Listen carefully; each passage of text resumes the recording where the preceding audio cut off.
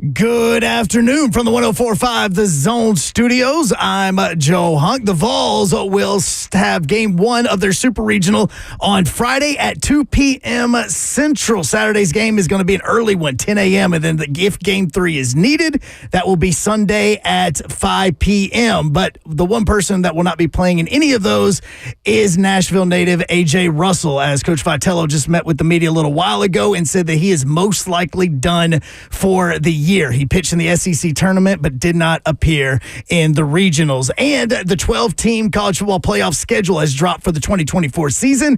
Night one will be December 20th, Friday night at 8 p.m. The other three games of that will take place the very next day, with the national championship happening on January 20th. For all your foundation repair waterproofing needs, you need to visit USSTN.com. Breaking news at once on your home for the Vols, the flagship station for your Tennessee Titans, as well as home to 3HL. This is 104.5 The Zone.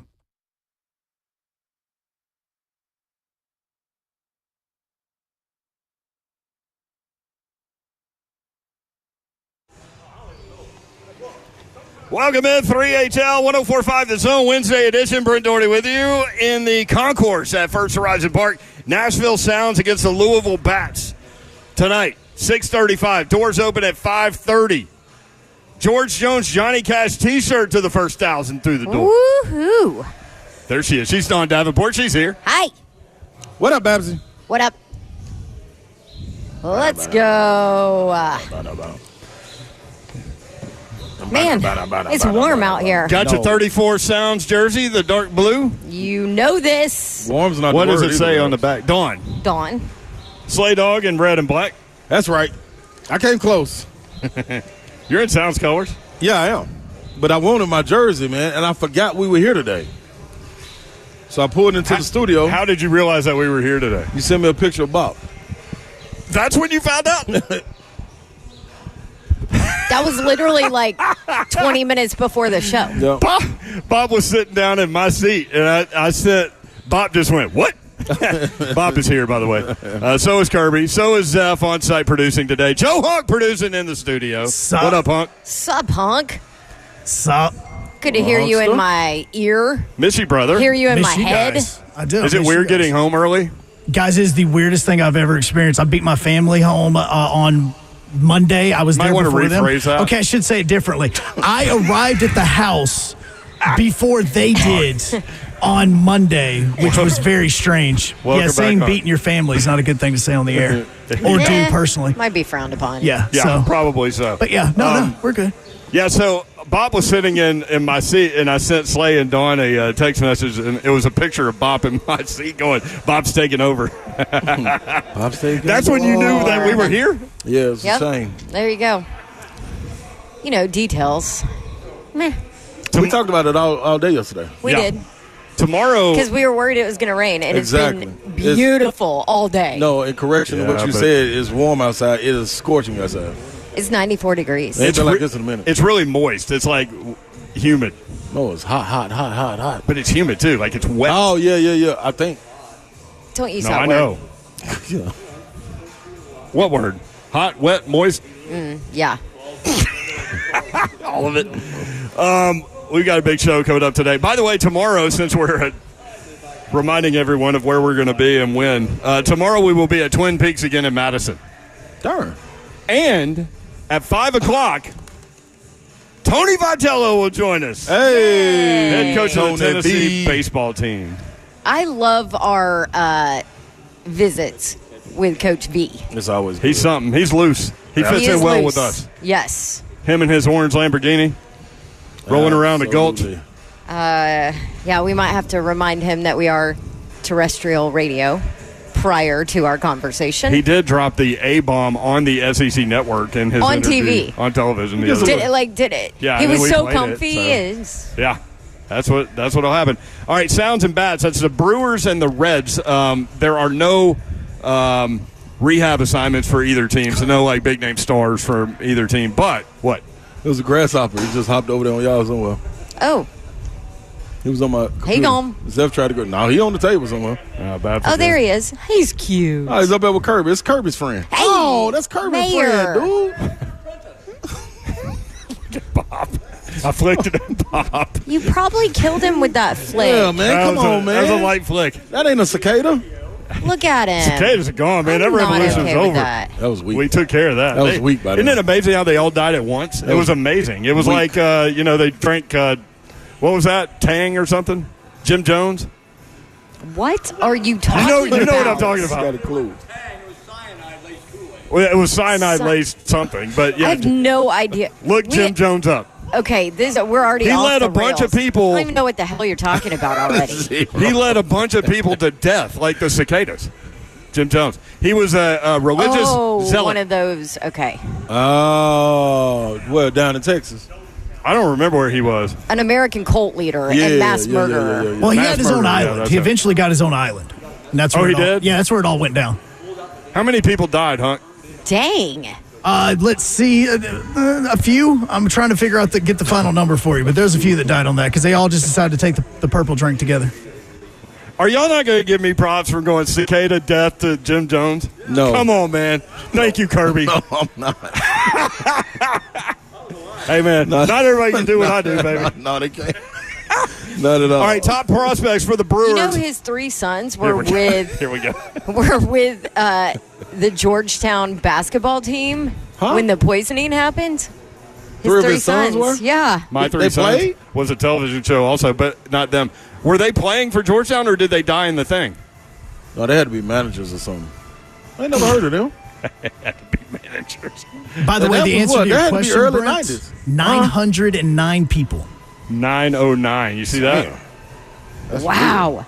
You know that he led this cult from 1955 to 1978? Yeah, and it all came down in a blaze of glory. So he's Too soon? 23 years, then he's like, you know what? Let's just all die. We out of here. Did he drink it too? Yeah. There you go. They're all gone. Did anybody survive that thing? No. That was about as weak as a cicada. Do you all remember when the people in California all got in the house and they all wore black Nikes and they were waiting for the comet and they all died? That was another one. Waiting on the comet? Yeah. Hey, man, see. Hey, y'all learn. Flavor Aid. It was were waiting. Flavor Aid That's the cheap laced Kool-Aid. with cyanide. That's the cheap Kool-Aid, too. The LA thing, they wore tracksuits, matching Nike tracksuits and white sneakers, and they were waiting on a comet that was going to take them to another planet. This where is the other one. Heaven would be. Yeah, that Yeah. was the one in And the 80s. it was called Heaven's Gate. Heaven's Gate. Yeah. How many people died in that one, Hunt? Like 900? No, it wasn't that many.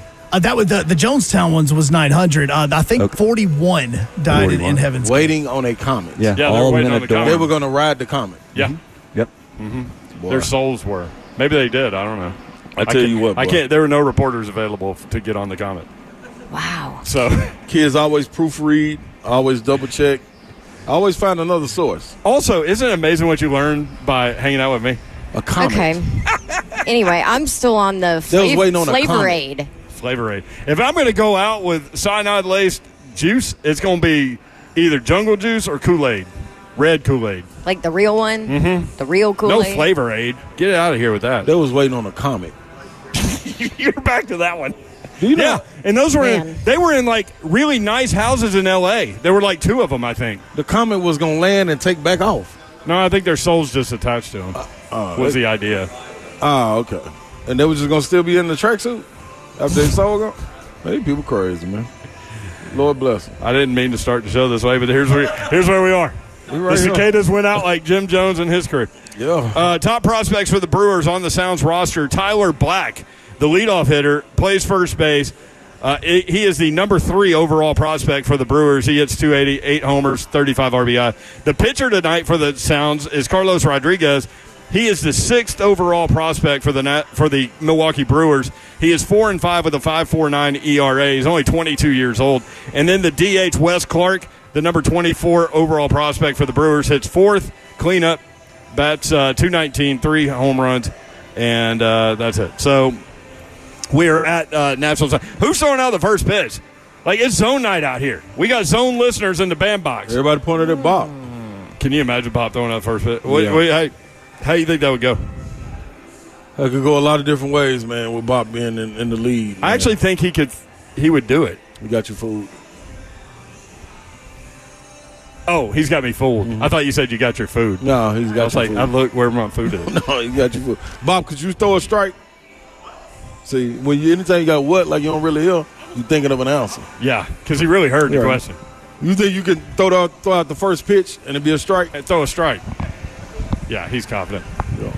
All these years, Kirby, have you ever done it? I mean, that's what Ron Slay Twice. thought, too. I'm just pointing that out. Well, I don't know if he thought it, but he definitely said it. My shoulder was messed up.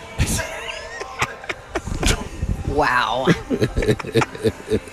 There you go. Do you know I That's the practiced- accountability I'm talking about right there. I practiced. They didn't let me get my warm up down here. You know who could throw out a great first pitch? Who? I would love to see Joe Milton throw the first pitch. And Oh, my God. and Nah, I he's done wouldn't. it before, but he didn't let it loose. He needs to let loose. I hope there's another booster in line then. Well, Joe Milton, Delphi now will with be the New England Patriots, says Tennessee sets up players well for the NFL. Oh. Yeah, Tennessee, you learn how to grow up fast. We kind of had the same schedule how we have it here. Do everything in the morning, and then your whole afternoon you be off, other than the rookie player development meetings. But other than that, Tennessee set you up for the NFL. Just the time off and how you manage your time, how you take care of your body, how the way that you study. You have to be ready for it. That's funny, man. When you go through a process and then you can go out and change the narrative. Because at first, 2 years ago, everybody was saying hypo system doesn't get guys ready. They're too systematic. And then the year after that, scouts started coming down, meeting with them. Not only scouts, but OCs started coming down, meeting with hypo. Now you're getting guys in the league. He's starting to start his lineage. It's wild, man. He's got to wait things out, man. People jump to a lot of conclusions, boy, but he's got 2 in the league. I'll give you another one that was a system guy coming out of the Who's that? NFL draft, and I bought into it. Who? C.J. Stroud. Uh-huh. The Ohio State system was like the biggest system for a quarterback with no thought. Here's the read, go Get it there, done. all this stuff, and look at him. Yep. So, successful college football coaches have systems. They do. That's really true. Guns N' Roses playing behind us. You can watch the show live, YouTube, Facebook Live, and Twitch. Twitch, please. The Evan Bank chat is open. Do y'all really think I killed that grasshopper? Yes. Did y'all ever find? Oh, it's right behind Bop. Straddling Bop, I think. Is that it? See, it got away, man. It's fine. No, he's right That grasshopper there. is fine. He's right there. Oh, Zeph found it. He's injured. He's good. He's limping. All right, breaking news. He's limping like Slay. The grasshopper is alive. The grasshopper did not die because of a cult leader. You know what's crazy? Brad says he's limping by me, like me. The craziest part is my knee feels great. I can't Now stop you're the used limp. to limping? No, it won't act right. Did you go to Kellum? No, I got it. Man, it's a line. There's a line. Oh, too much advertising, So Slay. You got to saying pull it you're doing back. too good I of a know. job. Yeah, they laugh. After the wedding, I'm going. After the wedding, stem Yep. cells. Yep. All right, sounds good. When we come back, Coach Mack, presented by Two Rivers Ford, Titans Minicamps. Hey. Mandatory minicamps going on. They continue today. You'll also hear audio throughout the show from Titans defensive coordinator Denard Wilson, Titans offensive coordinator Nick Holtz, and we do have a may or may not be funny for you today too. That'll happen at 4:45. All that coming up. Stay tuned. 3HL live in advance of the Nashville Sounds game tonight. Again, first pitch at 6:35. Doors open at 5:30, and it is zone night in the bandbox tonight on 104.5 The Zone.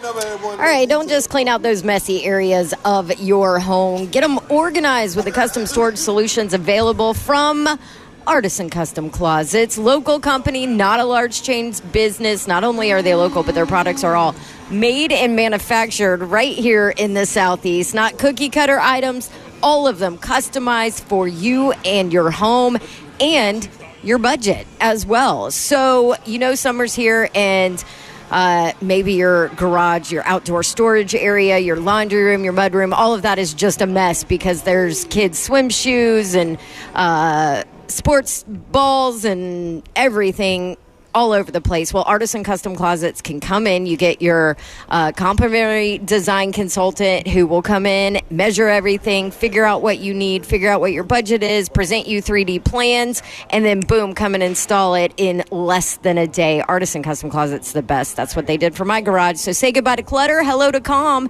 with Artisan Custom Closets, artisancustomclosets.com. Your phone number, 615-800-2199.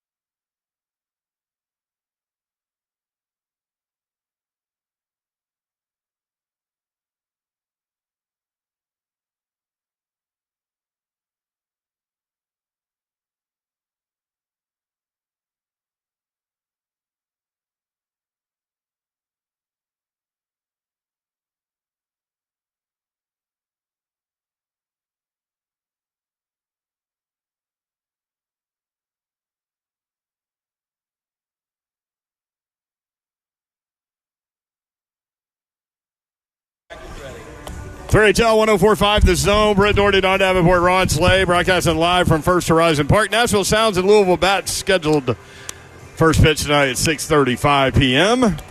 George Jones, Johnny Cash T-shirts to the first 1,000 people through the door. How are you feeling today, Babsy? Meh. What'd you do last night, Babsy? I painted the town. What color? I don't know. I don't remember. No. I went to the Stars for Second Harvest event at the Ryman, always for a phenomenal cause for Second Harvest. Yes. And this year, it's always been Craig Wiseman, who is a phenomenal songwriter. Like, think of any great song, and I guarantee you Craig Wiseman had some hand in writing it, so it's always been his event for like the last 20 years, and he's so-called retiring, so he's kind of passed it on. And so this was the first year it was actually Ernest cool, that took it, but Hardy was there talking about, and he wrote the Blake Shelton song God's Country, so like he talked about that, writing that and sang it with just him and his guitar. Darius Rucker was there.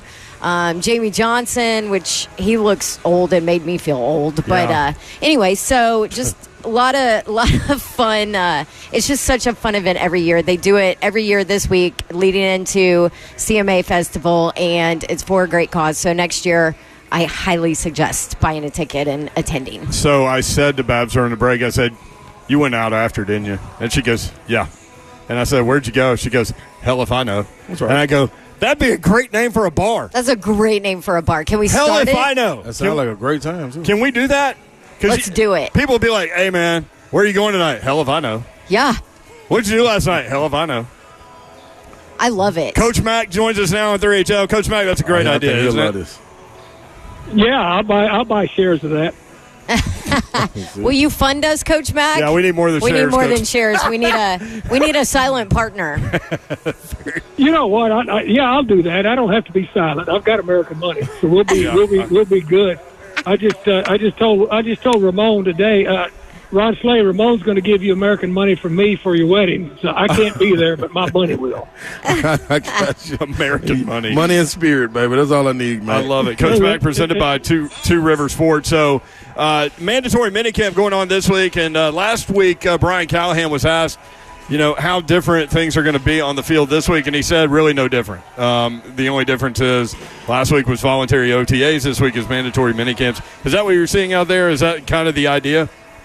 Well, I mean, they basically got the same structure, but, you got everybody there now. So, before practice even starts, when, before the media's out there, I mean, they're working two groups then because they've got 90 people or 85 or 83 or however many they've got, so they can work two separate groups with that. And then plus they had a low and a high red zone session today that was fairly spirited. So, yeah, it kicked up a notch. It'll probably kick up a notch again tomorrow. Then they'll have practices next week, and then everybody will take a break. But again, I was out there today with Ramon. Ramon was out there today. Paul Burmeister's in. He and Charles Davis are in here. Had Doug Matthews out there with me today. We went over and watched Bill Callahan coached, and then we watched 7-on-7, and it was a good day at practice. I mean, it really was. The weather was nice, so a little humid, but so that you could be outside today. They got a lot of work done today. It's very humid. This is like a precursor into what training camp's going to feel like a little bit, right?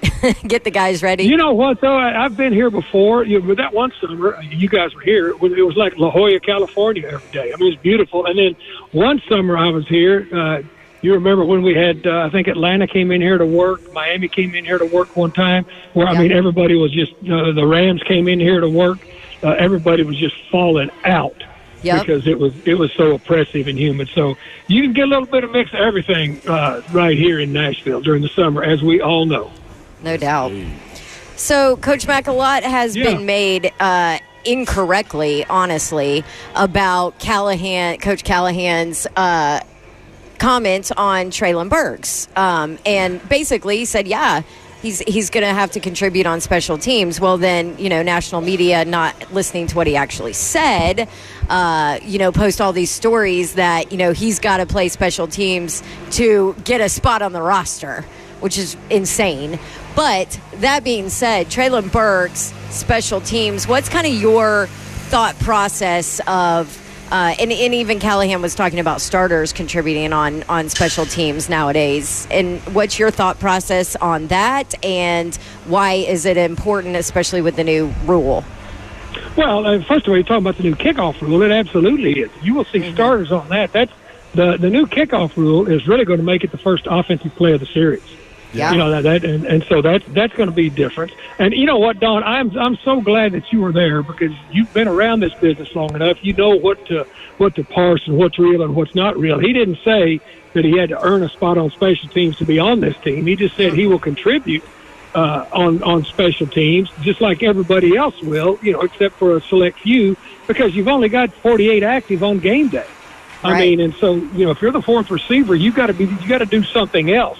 I mean, you're not going to just stand on the sideline. And Traylon Burks, I think, is more than willing, at times to be a gunner or whatever they put him, to be a returner, especially on that new kickoff rule. Then we're going to see a lot of kickoff returns this year, and it's different. I mean, they're not running full bore downhill 40 yards into each other like Braveheart anymore. I've watched the Titans work on it a little bit, so far in these OTAs, and it's going to be an offensive play. So absolutely, you'll see some different types of people that will be returners, I think, throughout the league as soon as once everybody starts to parse through just how this rule is going to work.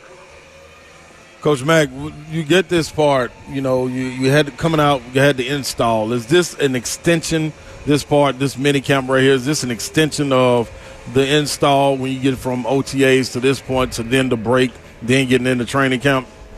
Yeah, Ron, what you've done here, you've got your base install in, but they will start adding positions. I mean, they'll start adding scheme-specific things, once they come back, after the break. But you want to have the base in so that you can step right in once they come back after we take a break after next week and go right into, because pretty soon with only 3 preseason games, your scheme-specific things where you start adding really nice little nuggets to everything that you're doing offensively and defensively on teams, you have to have a base built before you can ever start adding like that. So their base stuff will be in at the end of next week. Everything they want base-wise on offense, defense, and special teams will be in. But there's so much more. There's so much more to add, especially when you get into scheme-specific, personnel-specific, game-specific stuff.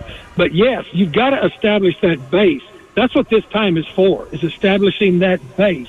And then all the things that you add on, because, see, you can never add on and go back and say, hey, you remember it was like this until you establish what like this is.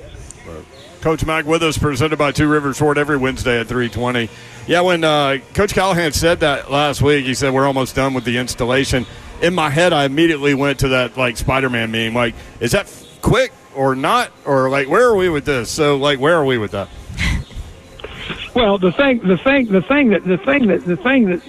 happens is that, again, the base that you put in. Look, they've already started. I promise you, they know what their schedule is, who their first 3 are. They've already got quality control people breaking down those teams.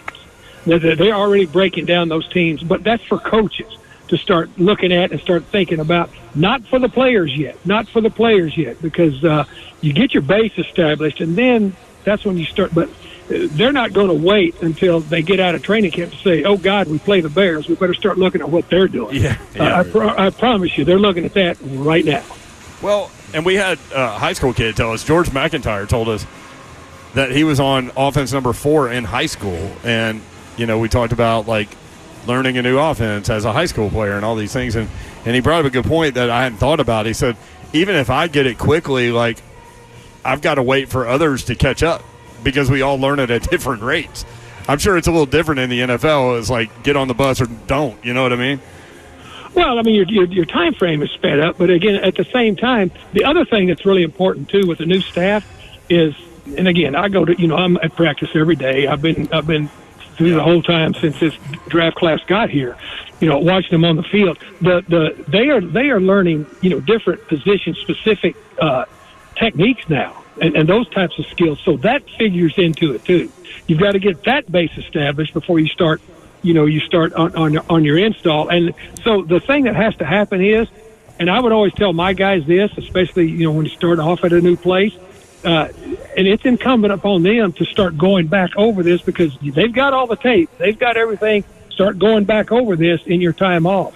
You don't just, you shut it off for a minute, but you don't completely shut it off because before you know it, that reporting date in July is here, and then you're going to hit the ground running.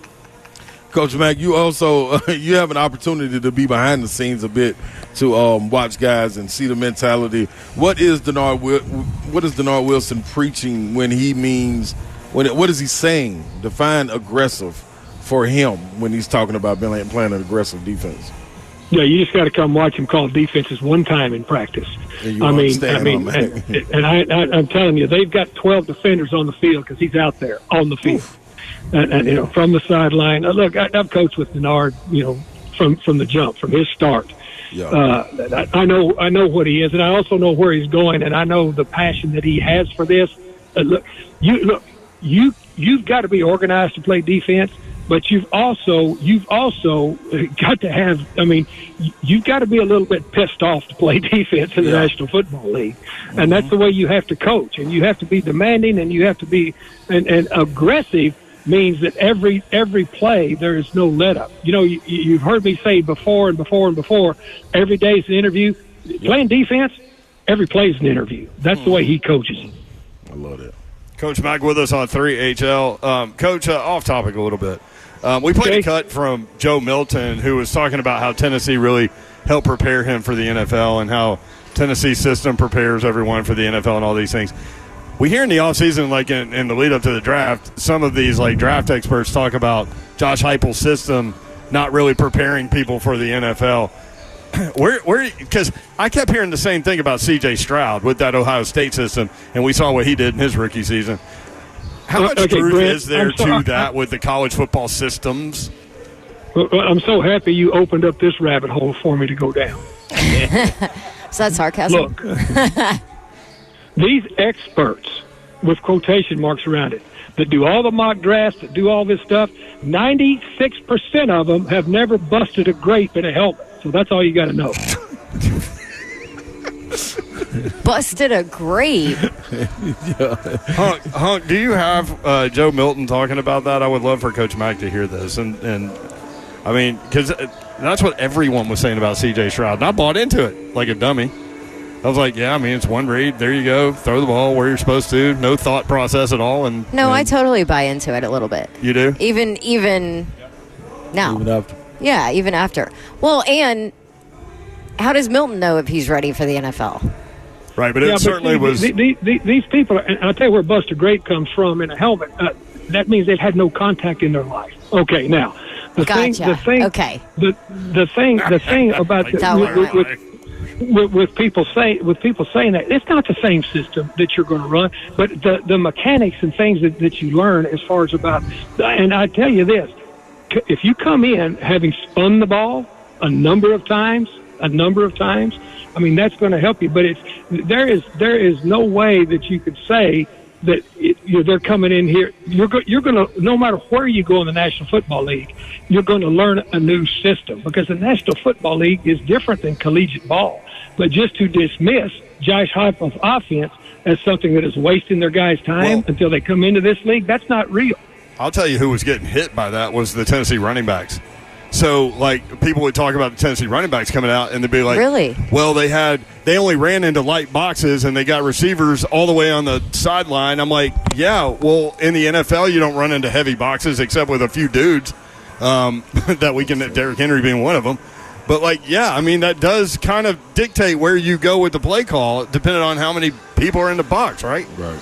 Yeah, but nobody's running. Nobody is running. Look, first of all, the people you're playing against are completely different. The National Football League is different. Everybody knows that. You're looking for innate skill is what you're looking at. You're not looking for a finished product. Does that make sense? Yes. Yeah.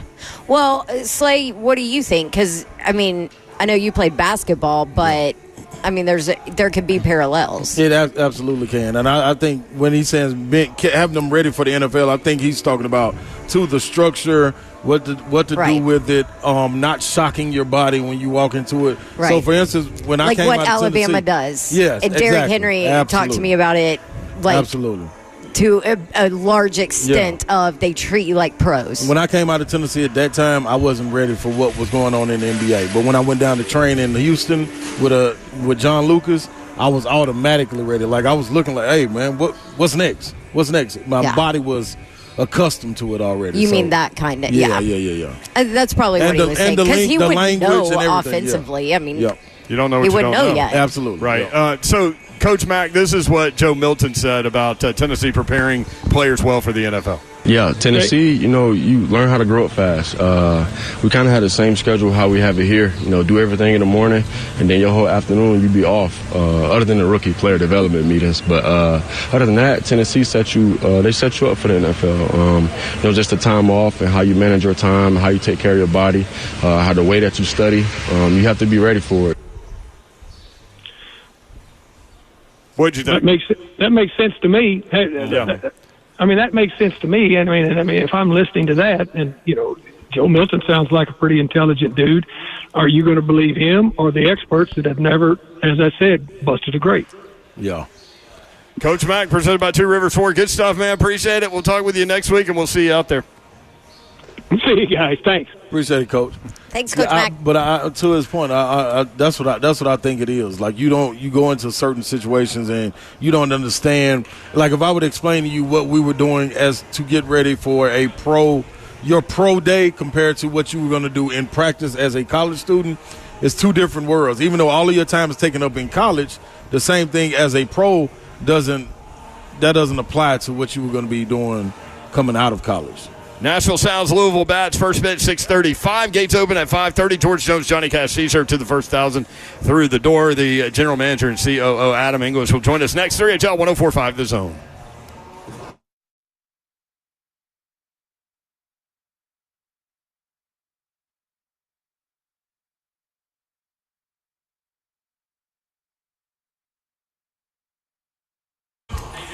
What's happening, people? Holistic Stem Cell Therapy brought to you by Kellum Stem Cell Institute. A lot of people wondering and hit me in the DMs, hit me on the phone, and they wonder, does it work? Or am I just talking? I'm telling you right now, it works. And I'm really giving you my testimony. My knee worn out, my shoulder worn out, keeping me up from sleeping comfortably, tossing and turning in the night. That's what my shoulder was doing. I went and got the stem cell therapy, and that problem is no more. My left knee's starting to have a problem, and it's probably because it's a little jealous of my right knee getting the therapy. So I'm going to go get the left knee some therapy as well and get that taken care of. It's your body, your cells, your solution. All that happens is your body's stem cells are harvested and then stored for future and continued use.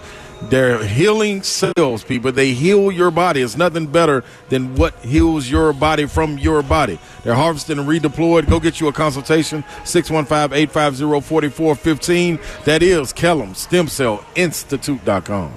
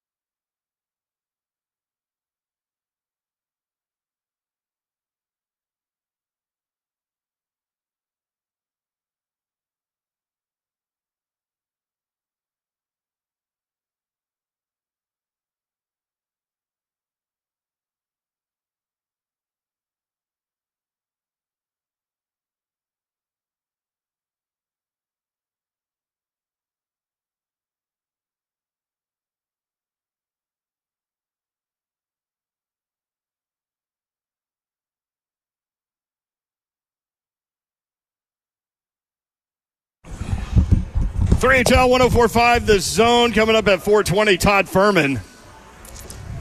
Talk about a little sports betting. That's right. People get popped too. How do you lose? I'm not going to ask you this. Adam English, South General Manager, sitting at the table. But we will ask Todd Fuhrman, how do you lose 95% of the bets that you place on the sport that you play in? Trying, you got to try, I think. He only won 9 bets that he placed. He lost his entire career forever. It's a tough break. On 9 winning bets. So Todd Fuhrman, Bet the Board podcast. He will join us at 4:20. Also, may or may not be funny at 4:45. That's where I find, or Zeph finds, a piece of audio rolling around the internet that we think is funny. You guys might, you might not. Slay and I have not heard it. Yeah, we wait till you play it on the air so that we can provide our honest opinion. A listener actually came up with the idea, may or may not, but I don't know who it was. Do you know? Joseph Miller came up with the idea, may or may not be funny. So we'll do that at 4:45. You'll also hear from Titans defensive coordinator Denard Wilson at 4 o'clock. So in about 15 minutes, he's going to talk about running through a wall for his players and his players running through a wall for him. Also, what does aggressive style of defense mean to him? You'll hear about that at 4 o'clock. Also at 5:20, Nick Holtz, the Titans offensive coordinator, talking about Will Levis, Calvin Ridley, Traylon Burks, all of those things coming up. But right now we're joined, again, Nashville Sounds Louisville Bats coming up at 6:35. Doors open at 5:30. George Jones, Johnny Cash T-shirts to the first 1,000. A lot going on here. Military Appreciation Night tomorrow. This is where you need to be, First Horizon Park. And we're worried about the weather, Adam English, Sounds General Manager and COO. But, man, it's great.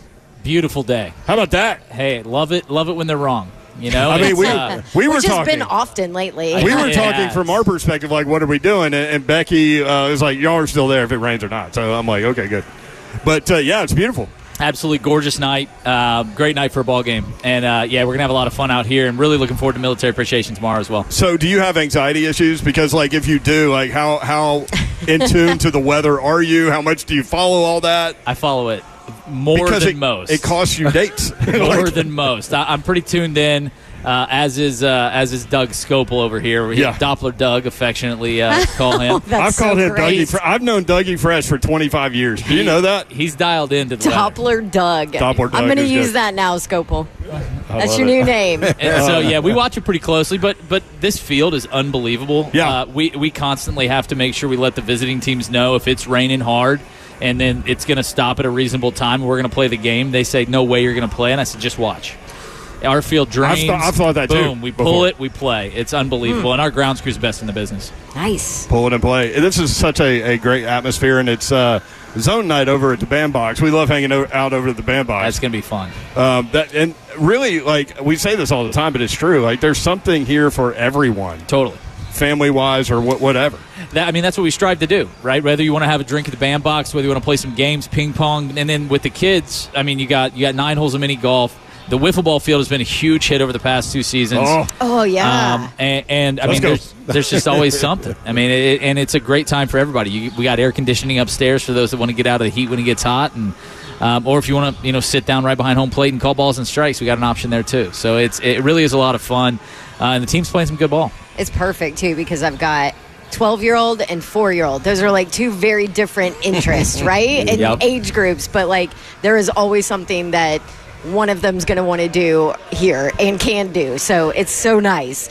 You mentioned the team's playing pretty good ball too. They are. Yeah. What? Just kind of give the overall take on what's going on. Well, first and foremost, Carlos Rodriguez was just named the International League Pitcher of the Month, and he's been lights out. He was the Pitcher of the Year for the minor league for Milwaukee in the minor leagues last year, co-pitcher of the year, and number 6 overall prospect. Absolutely, he's just absolutely performing. It's been great to see. Our pitching staff's been great. We've gotten timely hitting, and the boys are playing. It's a lot of fun to watch. So Tyler Black, the number 3 overall prospect, the first baseman, leads off. Rodriguez, as you mentioned, C-Rod they call him. Going tonight against Brandon Liebrandt, who's 1-0, 3.38 ERA.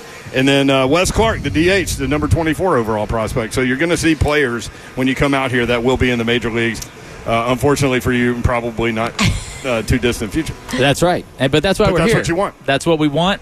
And the Brewers are such a good organization. I mean, they just develop talent. Was hoping we'd have Jackson Churio for more than 6 games total. But, when they're ready, we want to cheer for them louder than anybody. If they spend any time here in this city, they love it. Yeah. They feel a connection to this place. And when they go on to have success, it's just really fun to cheer for guys that had an impact here. Well, I remember coming to a Sounds game and like, Corey Hart, Ryan Braun, and Fielder were all here at the same time. Absolutely. You remember those kinds of moments. Yeah, and a lot of times those guys, when they're here, you don't even truly appreciate it until they make that impact up there, and you think back and you go, I can't believe we watched these guys here. I mean, it's a lot of fun. Been like that for a long time too. Let me ask you this: you always have guys throw out first pitch and things of that nature. Do you ever have people come in and do a little BP? You know what? The Preds took some BP. Is that right? Players, how'd they do? Really? They can hit. They're athletes. Yeah.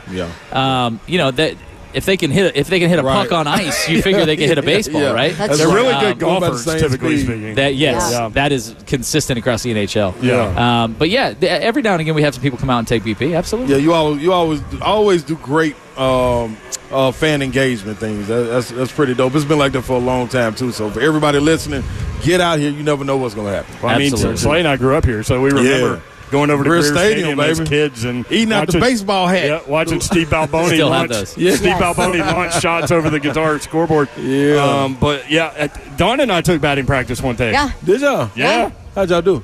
Great. I was stroking it into the outfield. Mayor was. Now he couldn't They field. play baseball though. He couldn't field for crap. Jesus!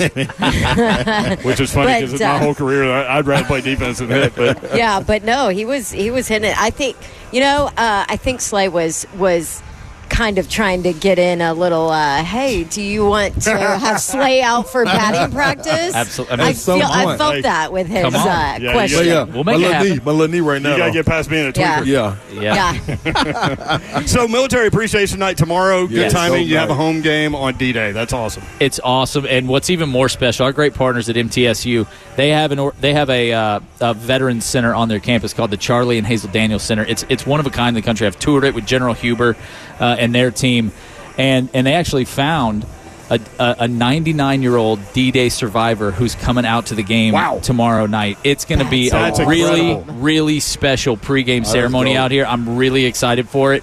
And then, I mean, we have one of the best creative teams in the business. You really do. They designed our jerseys for tomorrow night. They're awesome, and we're going to auction them off, and the proceeds go to the Daniels Center. And we're really excited. I mean, it's any time that we can. Baseball as an entity has always done a good job of celebrating military and really honoring those that served. We feel really strongly about it here, and we're really excited to do it tomorrow night. Love it, man. Hey, thanks for having us out here, Adam. Appreciate you, and good luck tonight. And tomorrow's going to be great, too. Appreciate it, man. Thank you, guys. Thanks for having me on. There he is, Adam English, Sounds General Manager and COO. When we come back, you're going to hear from Titans defensive coordinator Denard Wilson running through a wall for his players running through a wall for him, and talks about the aggression he wants on defense. That's next, 3HL 104.5 The Zone.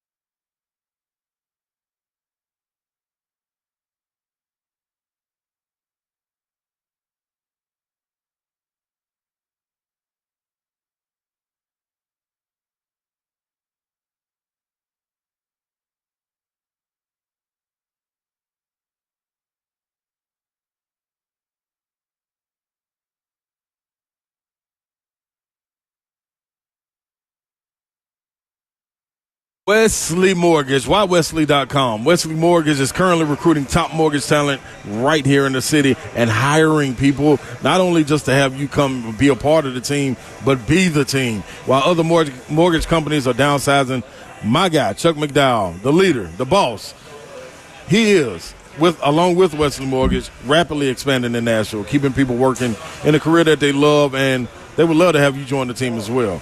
You and Chuck, along with Wesley Mortgage, they already got a support system in place that can help you succeed in the mortgage business, ensuring your loans that they close on time, making sure you get paid, giving you back the time that you need to build your business and bring back the fun of mortgage professionalism. Now, with unique networking opportunities with the Titans, Music City Grand Prix, and more, you have the opportunity to make network opportunities that you haven't. That's right. This is all brought to you by Wesley Mortgage. Just go to ywesley.com. That's ywesley.com.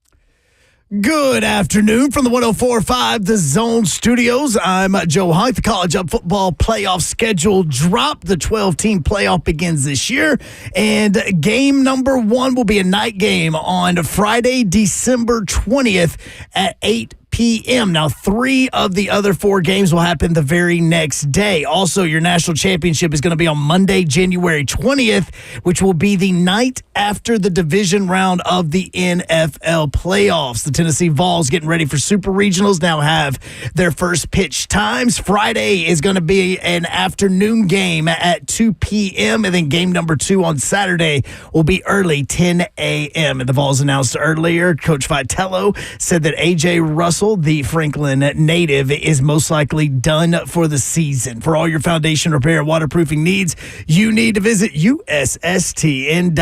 Breaking news at once on your home for the Vols, the flagship station for your Tennessee Titans, as well as home to 3HL. This is 104.5 The Zone.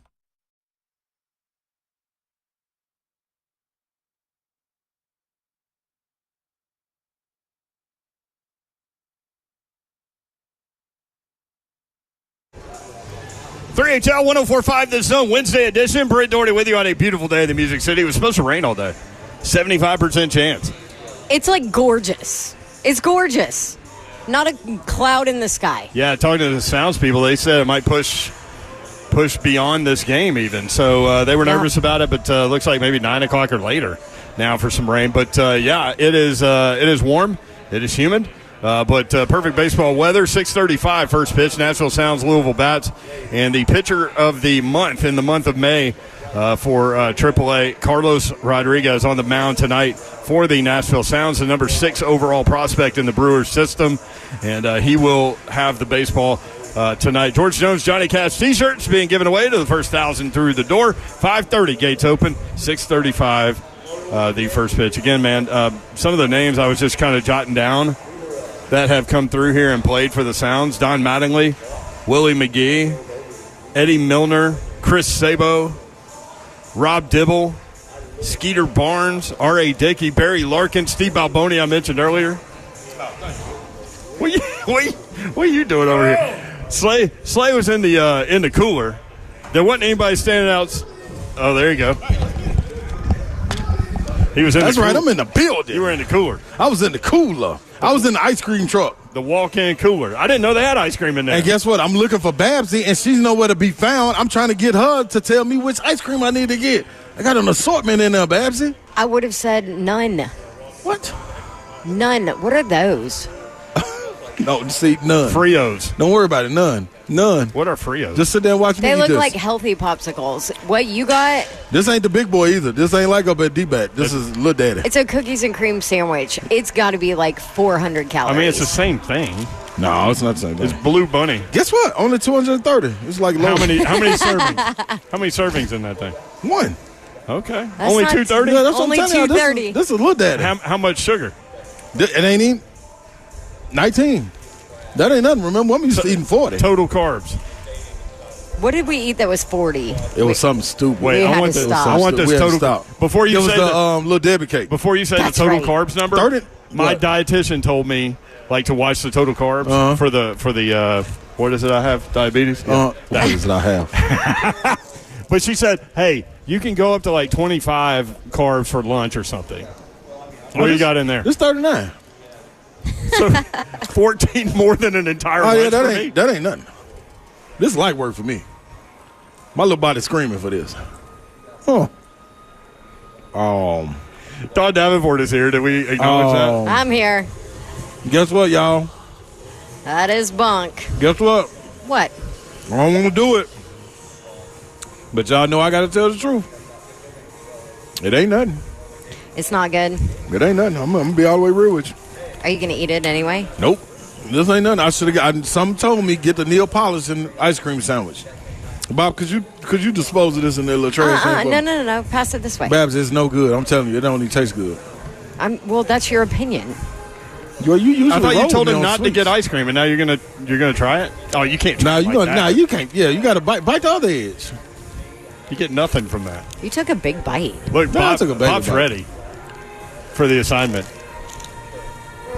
I told you, it's like something ain't right. I thought they had beer in that cave over there. Something ain't right. Something ain't right. Do they not have beer in that cave? Something over ain't there? right. I don't know. It wasn't right though. That wasn't right. But you got a Celsius. It's like too sticky. But then You feel me? the funny part of the story to me is you came out and there's no one for you to pay. So you were looking for people to pay. And I would tell, Bob, throw that you away, can- Bob. you can Yes, you have want it. it, Bob. You want it. He's not a big ice cream guy. Bob, how you?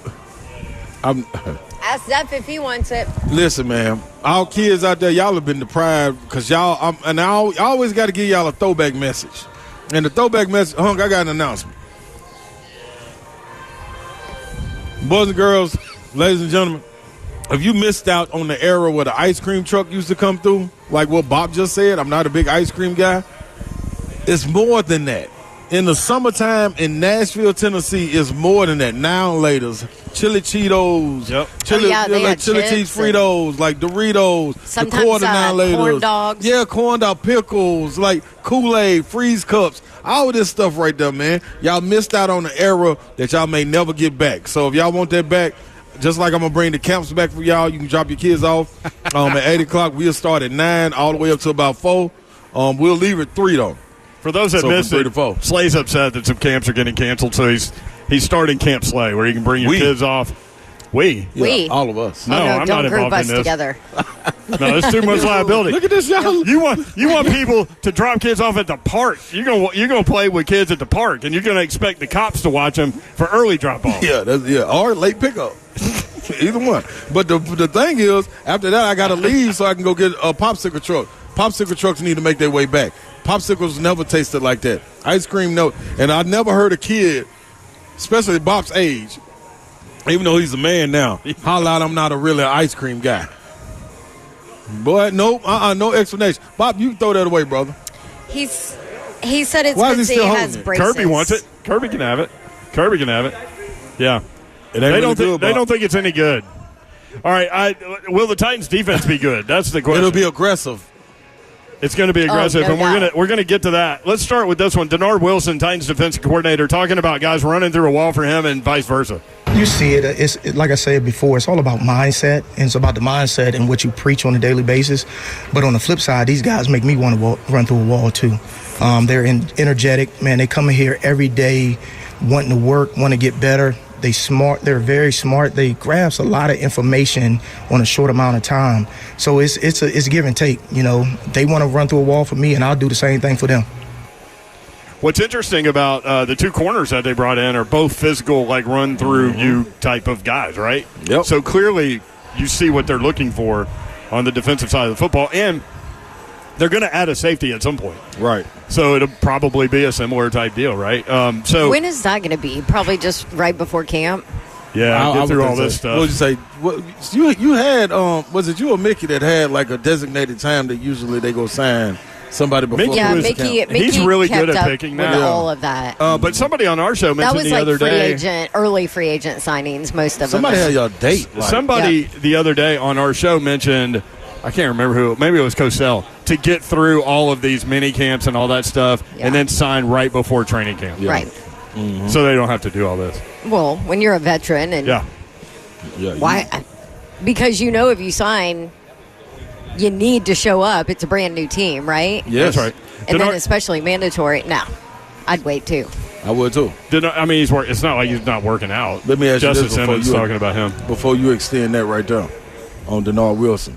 Is this Denard Wilson in the honeymoon phase and the energy is all the way good and everybody's bought in, or is he really feeding off these dogs that he got? Like, I got something special right here. I know we ain't got the depth, but I think he really is. Okay. Like it seemed like, I mean, the day that we were out there, it seemed like everybody kind of feeds off each other. And Yeah.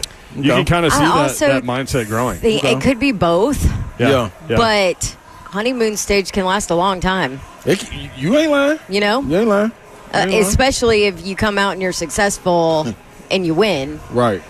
I mean, you can be on the honeymoon for 2 years. Well, one thing we keep hearing about is this aggressive style that Denard Wilson wants to implement. What does he mean when he says the Titans defense will be aggressive in their play and their mindset? Well, like I say, aggressiveness doesn't have to be sending more people. It's the mindset in which you play. Aggressiveness is if I'm on the line of scrimmage, I'm knocking guys back. I'm setting edges violently. I'm building a wall up front with the D linemen. Aggressiveness is your linebackers reading your keys and coming downhill. And when they come downhill, they're coming down with the intentions to run through people and knock running backs backwards. Aggressiveness is running from sideline to sideline and swarming the ball and defending every blade of grass. And then when you have that attitude and you play that way, and then when you add smart pressures or smart decisions, now you start to become more multiple. But to me, aggressiveness is a mindset. It's the way you go about your life on a daily basis. It's like this. Guys that are aggressive, they normally don't fear failure.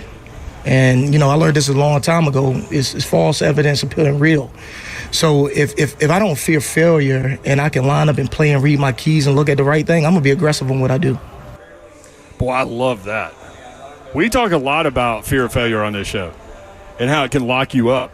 And you got to figure out a way, if that is you, like that, You've got to figure out a way to get past the fear of failure, or you're locked up in life and you can't get all out of life that you want. Interesting comments from him. Well, we were nasty. I think we were nasty. The last time we was nasty, 2 years ago? I think it was 3 years ago. Might have been 3. Yeah. We was nasty. I mean, that right there felt fearful. It was 3 years ago. Fearless. That felt fearless. 2 years ago, it was like it was almost patchwork. Last year, it was, Lord, just save us. Like, don't. And we thought that defense was going to be nasty. We did think coming in. Lord, just save us. Yeah, like, ooh. Just prayerfully. Yeah, like, we don't let these people get in the end zone. Somehow, some way, we got to come up with something. Because they were on the field all the time. It was like anything. That's not it. So that mindset, right, I'm cool with that. I'm buying into that. That's what I want because it always felt like it was one guy. It felt like David Long Jr. was doing it. Felt like Aziz was going sideline to sideline.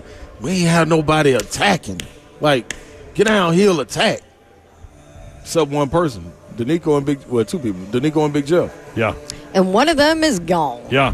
Well, we were talking about the cornerbacks and how aggressive and physical these new guys, Cheeto and Snead, it's are. all around the board right there. Denard Wilson talk about it too. In terms of what he wants and aggressiveness from his cornerbacks. It's very intentional for me. I believe press or less. Like, I want them to line up, and I want them to be in front of receivers and challenge the receivers. Ultimately, in this game, if you get free access, it's easy for the quarterbacks to complete balls. So what I do is I want to create hesitation at the line of scrimmage and make them earn it the hard way. Make them earn it, throw the 50-50 ball, but everything else we're going to challenge. How do you approach that? Do you leave it open to them to do it, or from day one, we press everything. How about that? That's what I'm talking about right there. That's what I'm talking. That means put on roller skates that got the little boosters on the back like the Wile E. Coyote. Yeah. You're going straight ahead. Ain't no going side to side. Ain't no backpedaling. Hit him in the mouth. Let's go, man. I love this guy. Owunzie and Snead, L'Jarius Snead, that's exactly what he's talking about. So he definitely had a piece of going to get those two dudes. Oh, for sure. Denard his voice is like a little soft-spoken too, but then the words that come out of his mouth are not soft-spoken. Yeah. It's such a weird mix, And who did we have on defensive guy that just talked about how he commands a room and how much? Maybe we didn't have him on. I think it was a press conference. No, Sean. My boy McCrary. did it too. Roger McCrary. Okay. McCrary, what's the name, did too when he came on. He talked about that was a great hire from the Super Bowl. San Diego Chargers. What are? Don't nobody know what I'm talking about. Sean Merriman. He talked about it. Oh, Merriman did talk about it because he played. I'm like, what is that? That's a celebration. That's it. I gotcha. Merriman, yeah, because you look like you were being electrocuted. He's been around him as a coach. Yes. Yeah. Yep. All right. When we go back, Todd Fuhrman will join us. That was amazing. We've got one more cut from Denard Wilson where he talks about the game being won in the trenches. I want to hear about that when we come back. But also Todd Fuhrman talking about 5 more Major League Baseball players that got popped for betting. One guy lost 95% of his bets on his own sport. Let's talk about that next. 3HL 104.5 The Zone.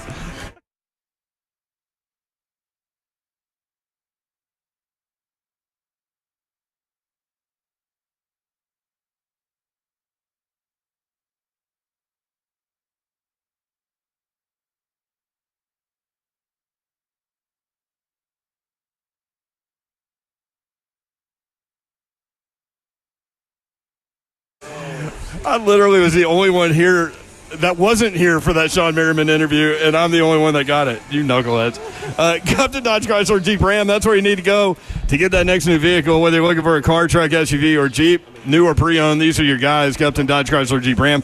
Take 24 west toward Clarksville. Exit 35 is about 9 miles outside the city. It's a straight shot into the best vehicle buying experience you will have ever had. And you'll find Gupton Dodge Chrysler Jeep Ram in Springfield, Tennessee. 3450 Tom Austin Highway, just 30 minutes from downtown Nashville. Check them out online while you pretend to work. All the dealership information is there. All the inventory is there. All of the deals that they have going on now are right there online. GuptonMotors.com. Check them out. 3450 Tom Austin Highway. Tell them what you're looking for. They will point you in the right direction. No pressure at all from them. They just want you in the vehicle that's right for you, and that's what will happen. So take your test drive. Go inside. They will help make the numbers work, and it'll be that easy. Gupton Dodge Chrysler Jeep Ram. Again, 3450 Tom Austin Highway. Just 30 minutes from downtown Nashville. GuptonMotors.com.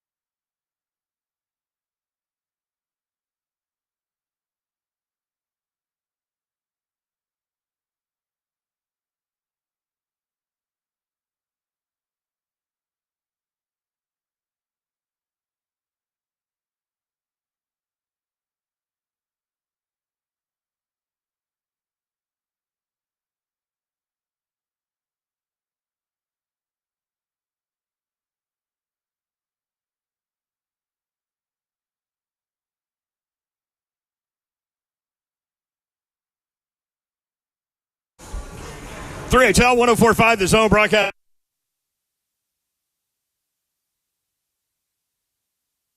At it tonight, Carlos Rodriguez on the hill for the Nashville Sounds.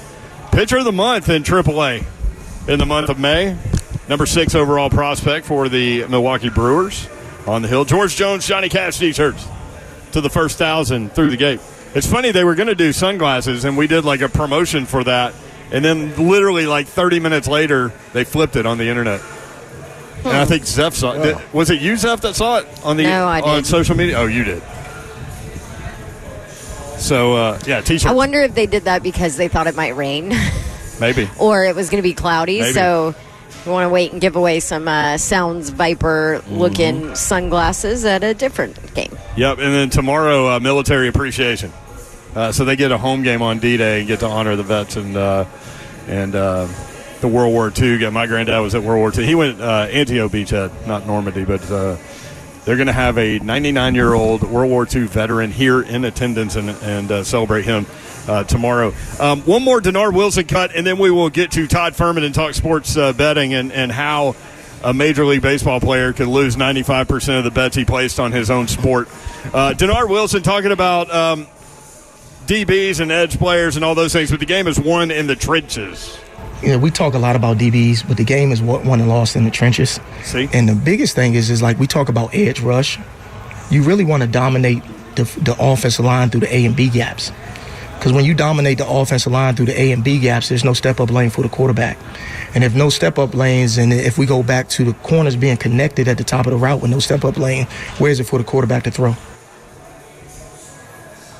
I mean, just simplifying it, right? And are you glad that the Titans have a guy named Big Jeff? Man, what? And to Vondre Sweat. Yeah. Man, go. First of all, do your job. Second off, go get him. But we can't go get him unless you do your job. So bring all that together. Let's go to work. I like that defense right there, man.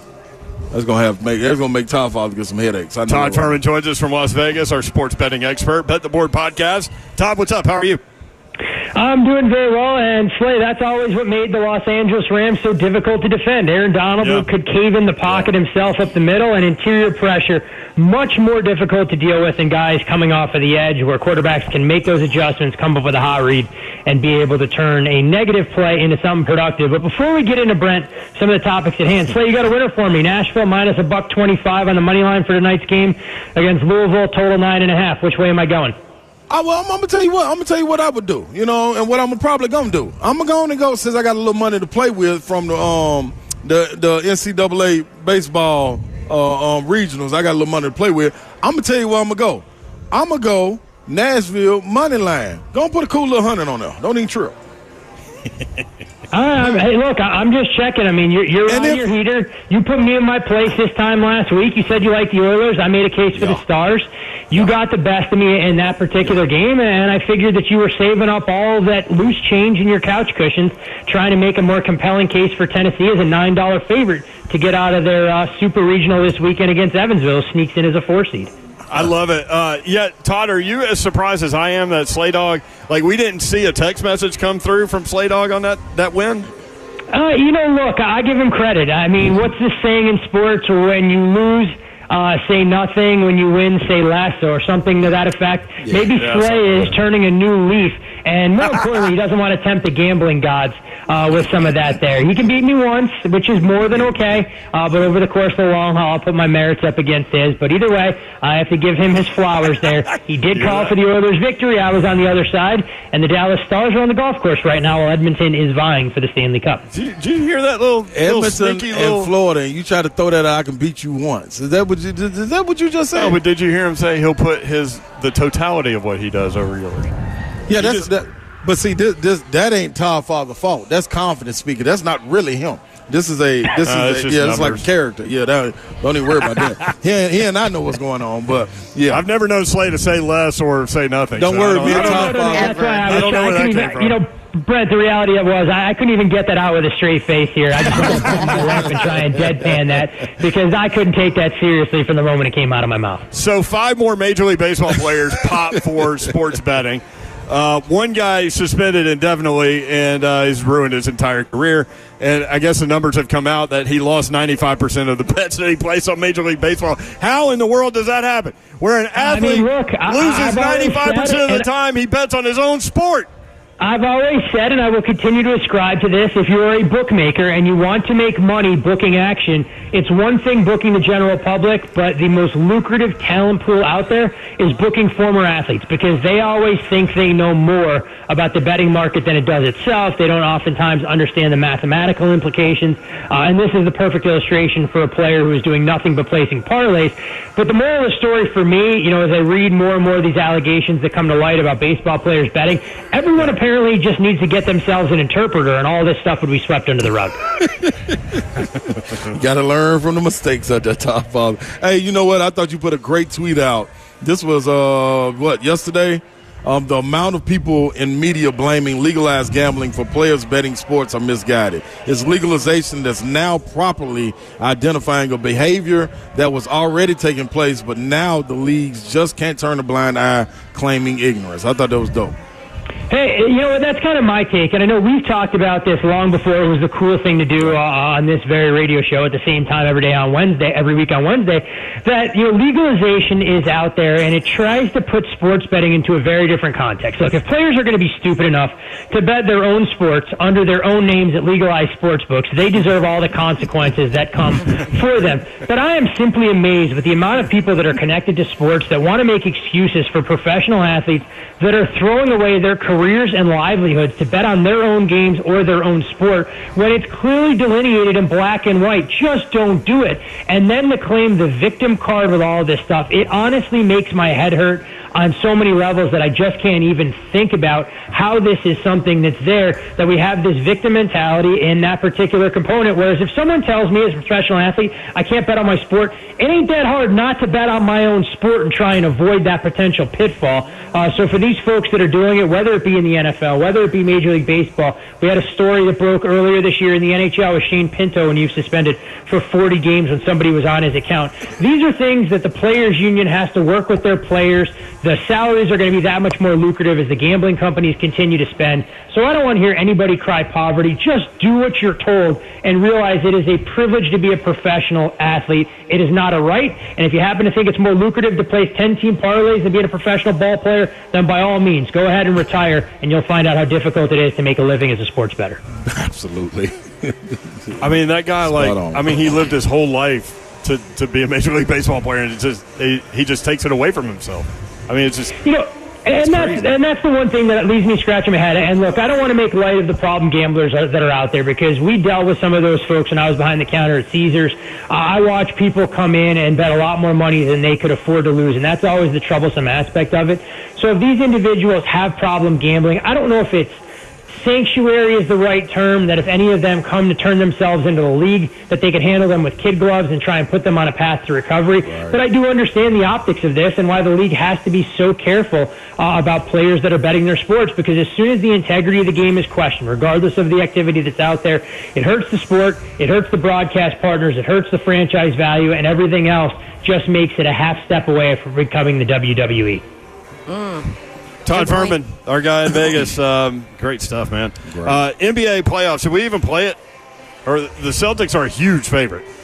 They are huge favorites, and, I'll kind of defer to Slay on the X's and O's here, but I've been amazed at how many folks are making a case for the Dallas Mavericks. And I'm not talking about professional bettors or those folks that crunch the numbers for a living, but if you watch a lot of the talking heads that are breaking these games down, they're all, this series should be closer to pick 'em or thereabouts. I'm not sure I'm willing to go that far, and while I know the Mavericks have, two great shot makers in Luka Doncic and Kyrie Irving, the Celtics aren't afraid to stub their toe and lose games that they should win. I think there are a lot of questions that have to be answered on both of these sides. And look, there's no real coaching advantage, in my opinion, between the two guys that are going to make some of those adjustments. And you can poke holes in the roads that both of these teams have taken to get here. Boston's path has simply been that much more straightforward. And I think to the Mavericks' credit, their veteran leadership showed up when it needed to against two relatively inexperienced playoff teams in the Thunder and Timberwolves to get to this point. So should be a great watch, but I'm not running to bet the Mavericks by any stretch in the series, and I think Boston makes a statement in Game 1 if I had to pick it. Yeah, we'll get Slay's take on that in just a second, but just to kind of clean that up, So minus 225 favorite is the last I saw that the Celtics are. For those that are new to this segment, can you explain what that means? Sure. It means if folks want to bet the Boston Celtics to win this particular series, they would have to put up $2.25 to make $1 coming back. And when you're looking at some of the implied probability there around that, that's more in that, 60 to 63% of the time that the Boston Celtics, at least in the eyes of odds makers, go on to win that series. And if we're trying to relate that to what that means in terms of an NFL point spread, contextually speaking, right around a 4 to a 5 point favorite. So it's always interesting when folks look at money lines and compare it and they go, how often does a 4-point underdog win in the NFL? All the time. And it's definitely plausible that Dallas can go out there and win this series, especially if Kristaps Porzingis isn't healthy and they're able to make some of those adjustments defensively. But odds makers have had Boston power rated their top team in the NBA for quite some time, and you're seeing that in the betting market, where even game one, Celtics opened as a 6-point favorite, leaked out to 6.5, and you've also seen a little bit of over money enter as well. Yeah, I think, Todd, man, this is one of those situations where people look at the resume and their history as far as Boston goes, as far as playing with their food, but what they're not taking into account, to me, is the experience factor. And it's crazy that a lot of people that have won championships are picking, like you said, Dallas. That to me is wild, and that's what makes me think that's enough to drive Boston, especially the pushback that you're getting from air quotes, the talking heads about Jaylen Brown. That's something that's going to light his fire. Him and Tatum, I think they come through on this one, and they reverse it. I expected them to win in 6, but now with everybody picking Dallas, a lot of people picking Dallas, I think they get it done in 5 now. So I think that experience that they had with Kyrie got Dallas to the Western Conference, but the experience of this team with Boston, all of those guys, the depth, I know it's short in the front court, but the depth that they have in guards and the mismatches that they can have, man, that experience is something else in the finals with those lights getting bright. If you've never been there, I think it takes a game or two for you to get your bearings unless you have Luka and Kyrie play like Superman, and I just can't see that. And I think that's the big reason why, Slay, you're seeing a lot of folks make that case for a live underdog, because it's rare. You get two players that are as dynamic scoring as what Luka and Kyrie can do. We've seen it on full display already this postseason, so it becomes a very attractive proposition for them to be able to bet them as a dog. My biggest thing for them, and I don't watch nearly a fraction of the NBA basketball you do, or probably a lot of the listeners out there that are tuning in right now, is can Dallas continue defensively to do what they've done? I watched a good stretch of that Timberwolves series, and I'm not sure if it was ineffective offense from the Minnesota Timberwolves or it was Dallas suddenly figure things out on the defensive side. But Anthony Edwards, for me, didn't look 100% since he took that fall and was really struggling with his shot. We know Cat flies by night in terms of his confidence, and when he wasn't knocking down jumpers, suddenly that Timberwolves team lost a lot of bite. I think this Boston team, to your point, plays with a chip on their shoulder. They know it's a little bit of a legacy. And look, there's no love lost between the city of Boston and the way Kyrie went out there. Yep. So I think they're going to take this personally and try and make a statement for everybody who's questioned their resume to get to this point. But like we always say in sports, whether it's this, the NCAA tournament, or any other thing that's out there, you play the teams that are in front of you, and to Boston's credit, yes, they let inferior teams hang around, but they got to this point, and they're 4 games away from winning an NBA championship. Todd Fuhrman, Bet the Board Podcast. Check him out at Todd Fuhrman on Twitter. All right, what do you think about the Stanley Cup final? Florida and Edmonton. That slays Edmonton Oilers. Because I know what I think. I can't wait to hear what Todd Father thinks. Well, in all honesty, I think Florida wins the series, but I am not inclined to bet Florida to win the series with the number out right around minus $1.30. You look at this Panthers team, and they are significantly healthier this year than they were last year when they came into the final against the Golden Knights. I think they learned from that moment, and it's a team that's just had that quiet confidence throughout the run of the Eastern Conference. Now, on the flip side, the Oilers came into the year, and they lived up to what their mantra was. It was Stanley Cup or bust. They have the star power, but when I look at Connor McDavid and I look at Leon Draisaitl, they're going to have very difficult matchups. So I think it's going to boil down to some of the depth players that are there. I think Florida, in my opinion, has a slight edge in net with Sergei Bobrovsky, despite the way Stuart Skinner's played. And I just think Florida finds a way with grit and tenacity to get it done. But it's always dangerous to try and fade the top player in the game who can take things over at a moment's notice. But I just think Florida, too deep, too talented. They find a way to get it done and win their first Stanley Cup in franchise history. Man, I'm so torn on this one. You are? What? Because I've been picking against Edmonton, and then when I finally come around and Edmonton gets there, Florida is the team that I was going to pick them too. So I'm around with Todd Father on this. We together on this one, Todd Father. Well, he said he wasn't betting it. Yeah, hold my hand when we're walking in here. It's scary. He in said here, he Todd wasn't Father. betting it. Oh, he ain't betting it. No. What? No, I mean, I'm not. I'm going to take it game by game. And in all honesty, Slay, I actually lean Oilers in game one. If that price gets up to plus 120, I think the game could be a lot more competitive. That coming off a 6-day layoff, but Florida's shown they're not going to be phased. If they lose game one in a series, they can bounce back. But I think Florida wins in 6. Wouldn't be shocked if the Oilers win game one, but I do think they'll get a split. So if you're willing to bet Edmonton game 1 and game 2, they go 1-0. You get in and out. They go 1-1. You're still able to make a few bucks. The better storyline for this, and I'm surprised, and I don't watch a ton of national media if it's been played up this time around, is the fact that Jason Tatum and Matthew Tkachuk were actually classmates in St. Louis. So Yeah. a rare occurrence that you'll have a chance for guys to be able to win an NBA and NHL championship that were buddies in high school, but clearly chose different professional pursuits when it came to being a pro athlete. That's why I'm rolling with him.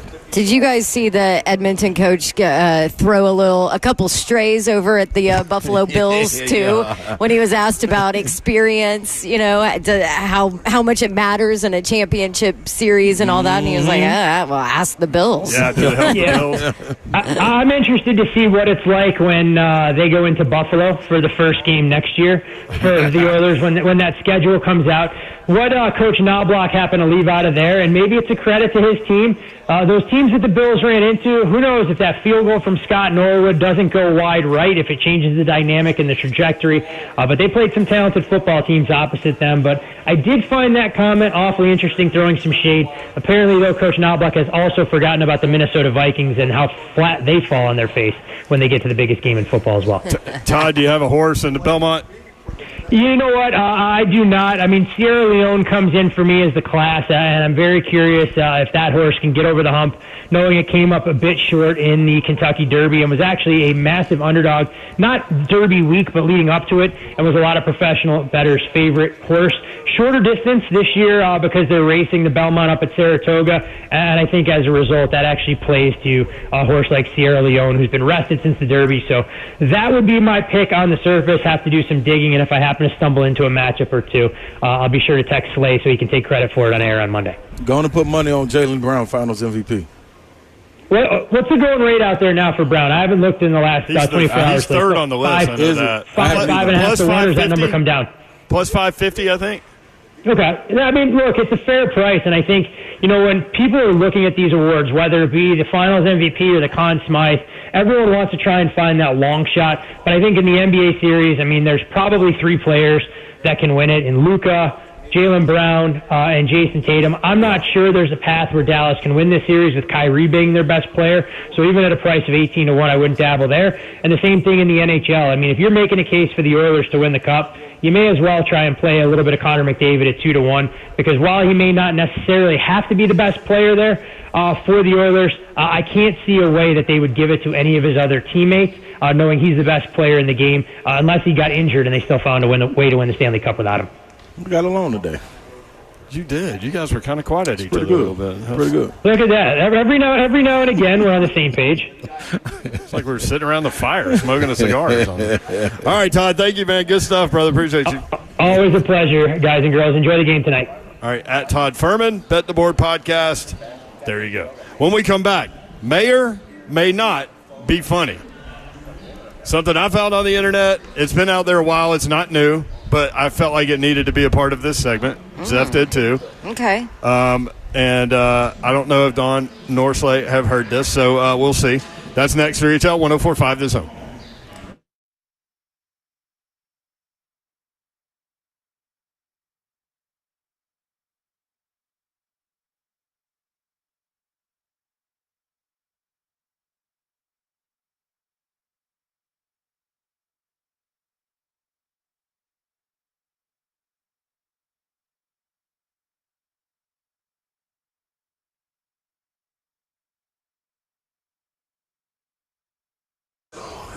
Hello, my friends. I would love to recommend Pella Windows and Doors of Nashville to you as a customer. They were phenomenal when I had to replace my windows and my doors in my rental property and some of my windows in my home. And you might know that you need to replace yours, and you might be surprised to learn how affordable replacement windows are from Pella Windows and Doors of Nashville. Even more affordable with the deal they have going on, which is 50% off qualifying installations and no money down, no interest, no payments for 12 full months. How about that, huh?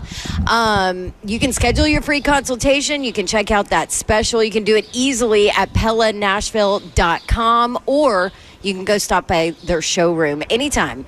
And by the way, their showroom is awesome. They have 8 million different kinds of windows and doors. You can look at all of them. That showroom is in Franklin, 277 Mallory Station Road, 107. That's in Franklin. They're the best. PellaNashville.com. That's Pella Windows and Doors of Nashville. My buddy Dave Elliott came to me a couple weeks ago and he said, look, man, I know you're a bourbon guy, but you need to try Bunratty Irish Whiskey. So he gave me a bottle and took it home. I tried it. It is absolutely phenomenal. So much flavor, so much taste. Bunratty Irish Whiskey just launched in Tennessee, and you need to try some as quickly as you possibly can. Produced in Ireland, Bunratty Whiskey, premium blend with a touch of peated malt, combination of whiskey aged in 3 different casks, and that's what gives it this very unique and incredible flavor. Sherry casks for spice, virgin oak barrels, which gives it the natural color, and bourbon barrels, which gives it a little sweetness. This makes for a great sipping whiskey, and it is the perfect gift to enjoy with that on Father's Day. I tasted some, again, just sipping it on the porch. And enjoying the breeze that evening, and it is absolutely phenomenal. This makes great sipping whiskey, as I mentioned. Bunratty Whiskey, they have sampling events coming up in our area, so you can taste for yourself at the events. They'll have a Father's Day card with an easy recipe for a Bunratty Whiskey old-fashioned, and you also get a gift bag, and boom, Father's Day shopping couldn't be easier. I'll give you more information on how you can get that done as we continue to talk about Bunratty Irish Whiskey. 43% ABV, imported by Camelot Importing, Berkeley Heights, New Jersey. Please drink responsibly.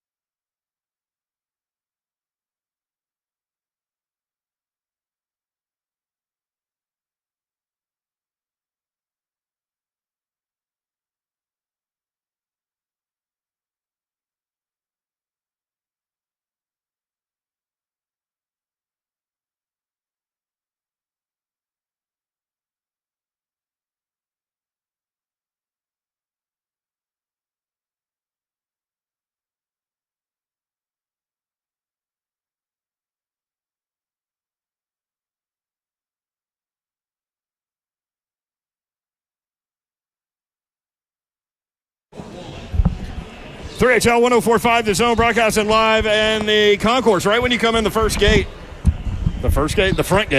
at First Horizon Park. Nashville Sounds and Louisville Bats tonight. Pitcher of the month of May in AAA baseball. Carlos Rodriguez on the mound tonight for the Nashville Sounds. Number 6 overall prospect for the Milwaukee Brewers. George Jones, Johnny Cash T-shirt giveaway to the first 1,000 people through the gate. You think all these Sounds people walking around here with their red polos on and their khaki pants get to keep like the prizes or like the giveaways? Not prizes, but giveaways. No. No, because they only have 1,000 of them. Yeah, but why don't you order like 1,200 of them and then give them to get 200 to these guys? Maybe they do. Zeph and I both know the answer. We don't to get this, to keep by the nothing. way. What's the answer? Zeph and I both know the answer is yes. Yes, though. Yes, they get to you keep do them. Oh. I bet not everybody wants them, honestly. Like, I bet you get to the point Because like they're all like extra larges, right? Yeah. Are they? Yeah. They're all big. Double XL? Problem. Just trying to satisfy the big guys in here? It's only makes sense. And then the ladies just wear them around, Nighty. Sleeping. It's nighty, yeah. Yep. Yeah. Sleep Wear them around the bedroom. Yeah. Oh, okay. You said it. There you go. No, I just repeated you. Yeah. Gates open at 5:30. So in about 40 minutes, there'll be a mad rush in here. There are people outside waiting. It turned out to be a nice day. We were worried about it yesterday. Yeah, 75% chance of rain, but There's a nice breeze in this concourse, Yes, too. the little Louisville Bats people are out there taking batting practice. They The need it. little Louisville Bats people? They look little from here, They need it. but I'm a little bit away from them. I'm telling you, me and Babsy Davenport came out here one day and just slayed this park. Hey, worked us all in right there. Yeah. What's up, you? So Zeph and I decided we were going to do this without consulting you guys. This little may or may not be funny thing. Mm-hmm. And it happened by accident because I found a clip like last week, and I was like, I really think this is funny, but I don't know if y'all will. Let's play it and see. And one of them was Femke, whatever, track star, who sounded like Mickey Mouse. That was cool. Mm-hmm. And that was good.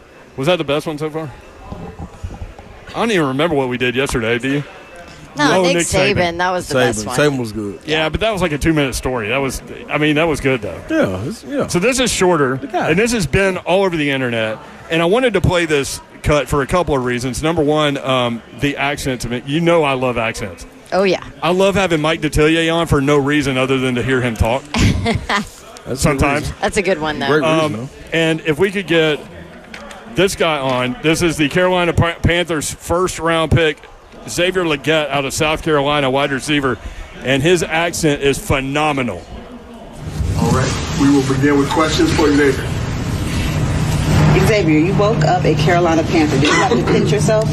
Say it one more time. So you woke up a Carolina Panther this morning. Did you have to pinch yourself a little bit? Oh no, man. I woke up ready, man. I got a call right after I got dressed. They was coming to pick me up at 9:30 in the morning. I told them I'm going to be ready. Yeah, I'll be ready too. What was that feeling like when you got the call?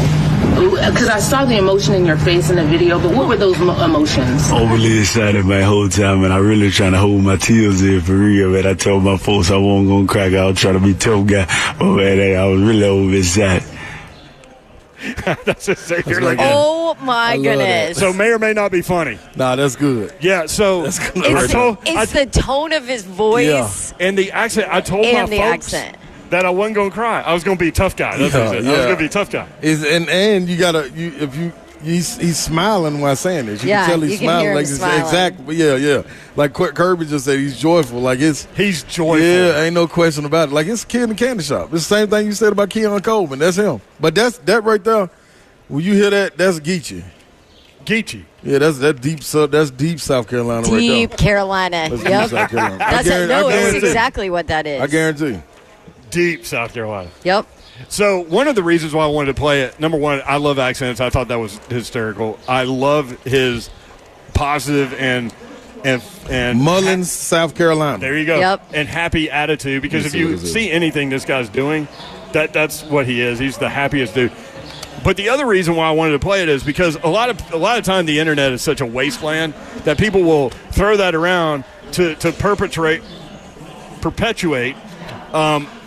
that he's dumb. And that's not it at all. And so I wanted to play that because, like, man, you can hear him smiling through that, and that's what that accent is. Look so what Mullins is in South Carolina. Where? Just deep You in didn't there. even know where he was from. Just know it. You can hear that. Yep. Mullins, I guarantee they sound like that in Florence. That's way off the interstate, too. See, you know what I mean? Columbia a little different. But, yeah, man, I'm telling you. I'm telling you now. Yeah, they hunting back in there. That's different right there. They're hunting back in there. I'm telling you, man. That's a different accent right there, boy. That's Geechee. So may or may not be funny. Nah, that's funny. You Boom. 2 for 2. Success. 3 for 3. I've done like 5 of them. Nah, but we didn't know, though. No, we didn't know you were doing it. Now we know. We know Fike, Saban, and this one. Okay. All right. Femke. Oh, I get a fist bump. All right. When we come back, Slay brought up Sean Merriman on 3HL talking about Denard Wilson and what he expects out of the Titans defensive coordinator and what Titans fans will get from him. Hunk and Jeff found the clip. We're going to play it for you next. 3HL 1045 this home.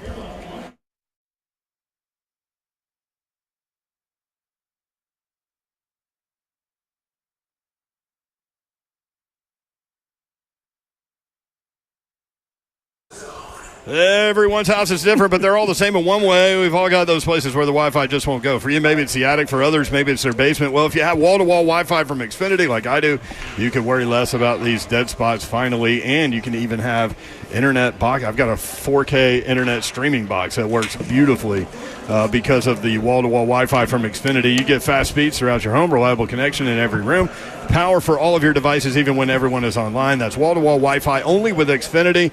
Now through June 21st, get started with 300 megabit internet for $35 a month for 12 months with 1 year contract and get free Wi-Fi equipment included. Switch today. Requires paperless billing and auto pay with stored bank account. Restrictions apply. Taxes and fees extra after the promotion. Regular rates apply. Actual speeds vary.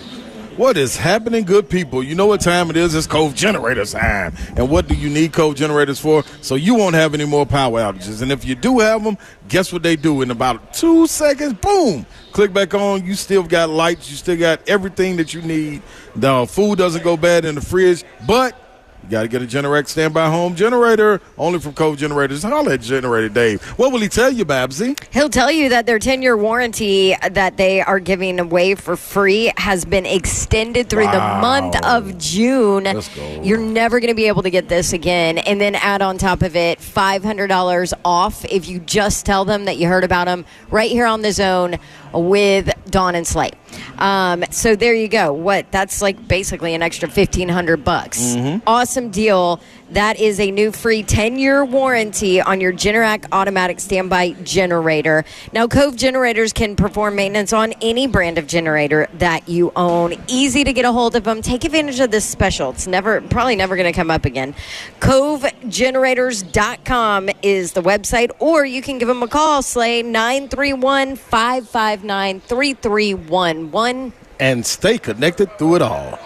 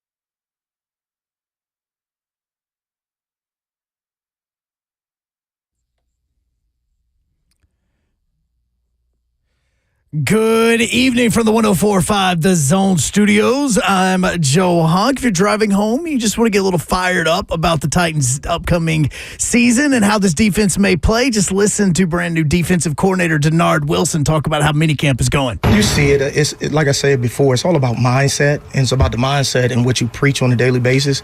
But on the flip side, these guys make me want to run through a wall too. They're energetic, man. They come in here every day wanting to work, want to get better. They're very smart. They grasp a lot of information on a short amount of time. So it's give and take. You know, they want to run through a wall for me, and I'll do the same thing for them. And get ready because Friday afternoon at 2 p.m. it is game one of the Super Regionals between Evansville and Tennessee for a spot in Omaha for the College World Series. For all your foundation repair and waterproofing needs, you need to visit USSTN.com. Breaking news at once on your home for the Vols, the flagship station for your Tennessee Titans, as well as home to 3HL. This is 104.5 The Zone.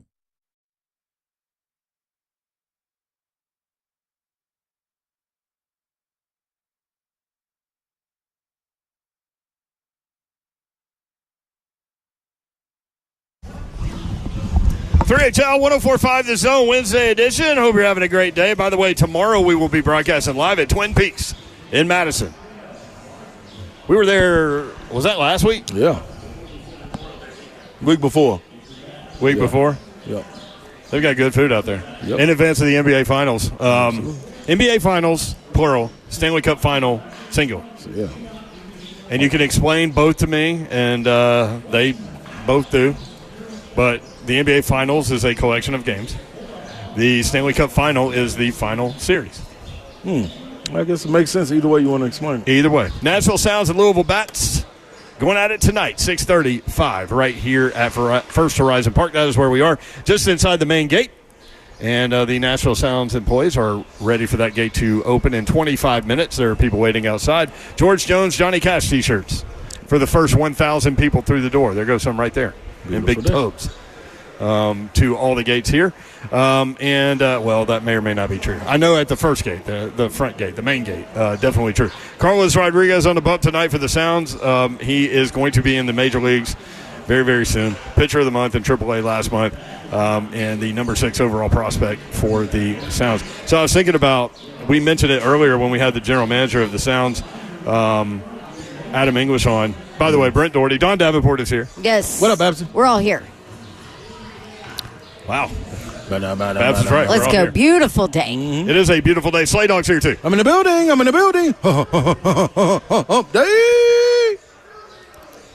That was like a little remix right there. Did you? We got BP going on behind us. Yeah, Louisville. That's the Louisville Bats people. Who need it? They need it. No, that's Louisville.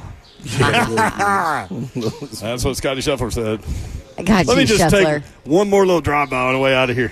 Let me just throw out a really passive-aggressive screw you. That was a nice one. Did you get that joke, drive-by? That was pretty good, right? Mm-hmm. Oh, drive. Get it. Drag. I did not get it. When I have to explain the joke. Thank you, Hunk. Thank you, Hunk. Hunk is producing the show. Zeph is here on site.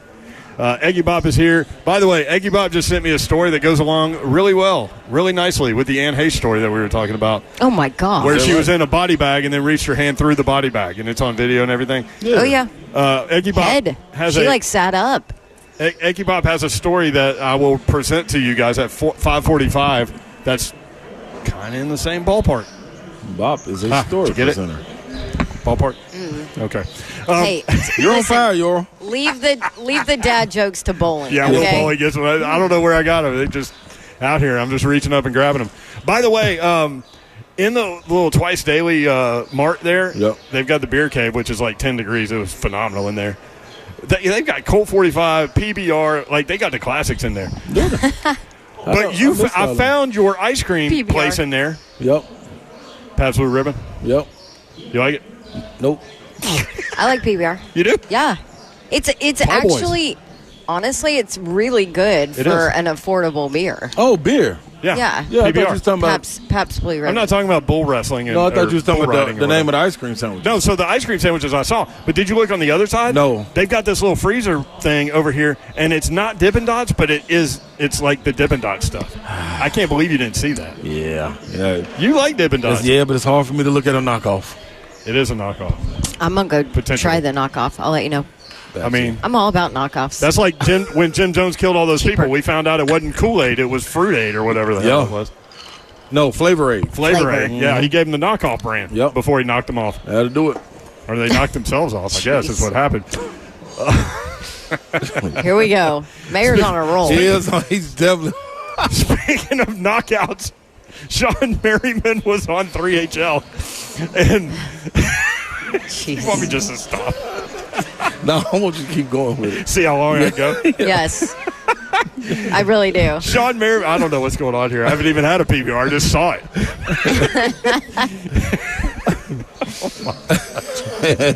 Wasn't that his thing? Like knockout? Like knock you out? Knock. Yeah, that's right. Lights out. That's Lights right. out. Thank you, Bob. What was you doing, Bob? Thank you, Bob. The same thing that Slay tried to do. He was doing this. What's the celebration, Bob? Yeah. Is that what it was? Well, anyway, Sean Merriman was on the show. You couldn't remember who it was. No, I did. Well, yeah, but you couldn't pull his name. No, I did the celebration dance. You did the celebration. That's almost better than the name. Babs looked at you like you were crazy. Yes, she asked me, what are you doing? It looked like you were jackhammering. Like it was not close. I thought it looked like you were in the electric chair. Yeah. You know what? Lights can be out with all of those things. That is true. Definitely true. But anyway, I was the only one not on the show that day, but I pulled the name Sean Merriman. Right. Anyway, so Zeph and Hunk have found Sean Merriman talking about, and Titans fans are going to listen to this, talking about what Titans fans are getting from Titans defensive coordinator Denard Wilson. They got a great defensive coordinator coming in, man. My former teammate at the University of Maryland, Denard Wilson, who I thought should have a defensive coordinator job a long time ago, and I wouldn't be surprised if he does well enough there at some point to get moved up to a head coaching position.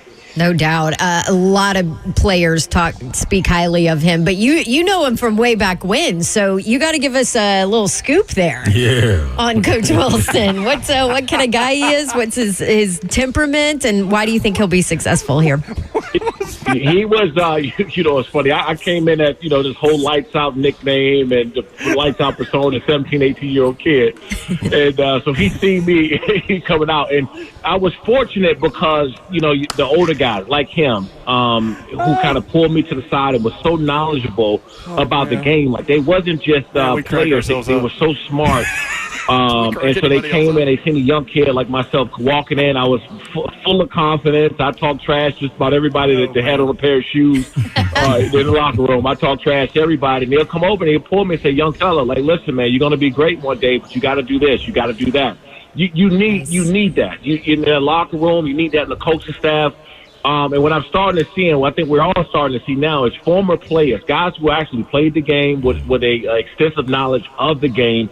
They're turning to great coaches, have longevity in the league, man. So they're going to turn that thing around. I think they're going to be in the top 10 defense. Mind you, Denard was, kind of brought in by Greg Williams and Todd Bowles. He's been around some really good ones. So he has every position now to go out and make those guys a top 10 defense. There you go. And see, I remember coming out of that, and we were excited listening to it like, man. If this that was lives before up, we heard from him a bunch. And that, I think later on in that segment, after he got off, me and Babs were both saying, now I can't wait to hear from him. If this is the way his peers talk about him, like I want to hear what his philosophy is. And we heard it today. That aggressive attacking mentality is right there. That little, on a whole nother note real quick, that little that I let out. What was that? It was like I was so relaxed. Like, it just felt terrific. Hey. See, I got reps bringing me baseballs, you know what I mean? I'll bust that camera up right now. I said, nope. Woo! I'm talking about, boy, I'll knuckleball. I've seen your first pitch. I don't feel confident in Lady, it. what's wrong with you? Are you on my team? Who team are you? No, I have let you have it today, haven't I, about your first pitch? I'm like never letting it go. You kind of have, yeah. Yes, you have. Well, listen, you don't fail it very much, so I gotta give you crap when you do. Oh, you want me to hit you with it, Bob? What, you want, knuckleball? Oh! He hit him right in the ball. But I ain't off target no more, am I, Babsy? bet I'm dialed in now, ain't I? Bob was rolling on that, too. I bet I got the eye. Eye of the tiger. He's laying in the middle of the car. Yeah, buddy. Bob was standing. His feet were like kind of wide apart. He had a good little stance to him. Like and he was videoing you throwing the ball, ultimately, right up against his balls. I'm like being at the carnival right there. That's being at the carnival. Yeah. Little follow. Damn. Bob is still on the ground on the Give carnival. me one more time, huh? Yeah. One more time. Oh, my gosh. I can't believe that just happened. Hey, man. That's because it's all your fault, Babsy. I know. You tested me. You tested me. I got to show you how cold-blooded I am. See, help Bob with a hat. That's cold-blooded. Yeah. Why did you do that in the middle of the Sean Merriman interview? No earthly idea. I was excited, I guess. Tell me you don't like Bob without telling me you don't like Bob. That's my man right there. Listen, Bob's balls are bruised. We'll be right back. 3HL. You'll hear from Titans offensive coordinator Nick Holtz next on 104.5 The Zone.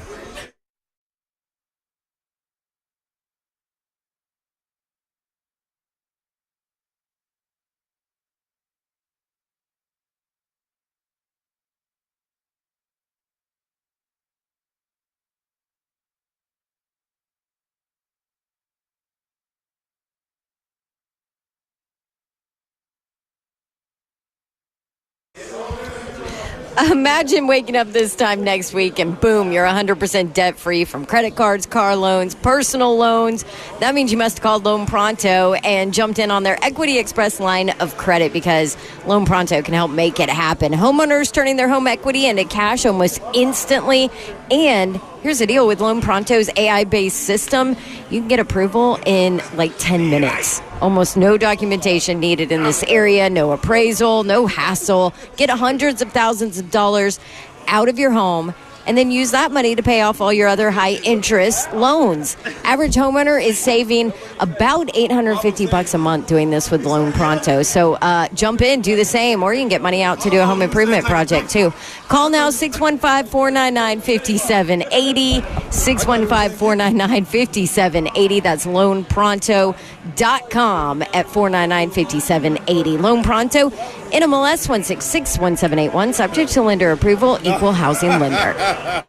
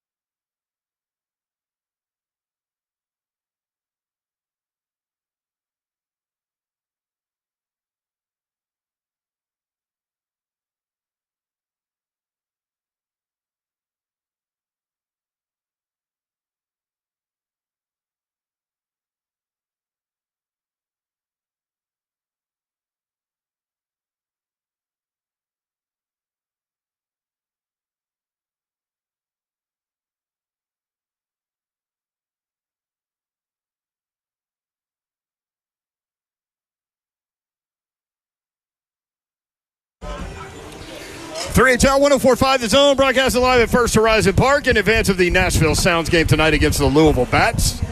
I actually saw a guy just walk around with a Bats t-shirt on. I'm like, what are you doing, dude? You're traveling for minor league baseball.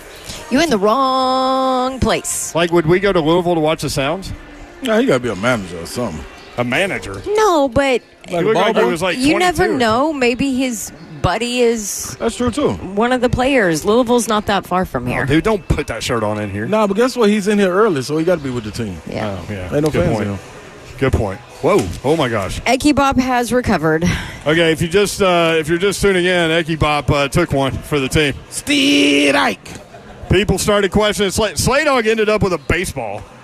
One of my reps. One of your reps, he told me he's known you since you were 3 or 4 years old. Yes. He said he went to school with your mama. You know what his name is? Ray or Ron? Ron, yeah. Yep. Ron. Hey! Just got it. Well, we're throwing all kinds of jokes out there, aren't we? No, that's his real name. It's not a joke. It's really his name. So Ron comes over and gives Ron a baseball. Mm-hmm. And so Bab starts, tweaking him. And she's like, you're not. You start talking about a knuckleball or something, and she's like, you're not accurate. Yeah, this is all Bab's fault. Bob, you should really be mad at Babs. And so Bob is standing directly in front of Slay about, 15 feet, 10 feet, 12 feet, somewhere in there. Yeah, probably about 30. He's not 30 feet. Oh, okay. Slay, he's literally 10 feet away, and you chunked it at his. I thought he was telling me. It was not a ball. I thought he was doing his hands motioning, saying, come on, give me some. I'm not even watching Slay. I'm looking at my sheet to see what we're doing next or whatever. Because I didn't think it was possible that he was going to throw the ball at Bob, even though he was aimed up at him. To Bob's credit, Bob just took his phone out like he was going to take a picture of you looking like you were going to throw the ball. That's what I thought he was doing. I thought Bob was shooting a video. I did that too.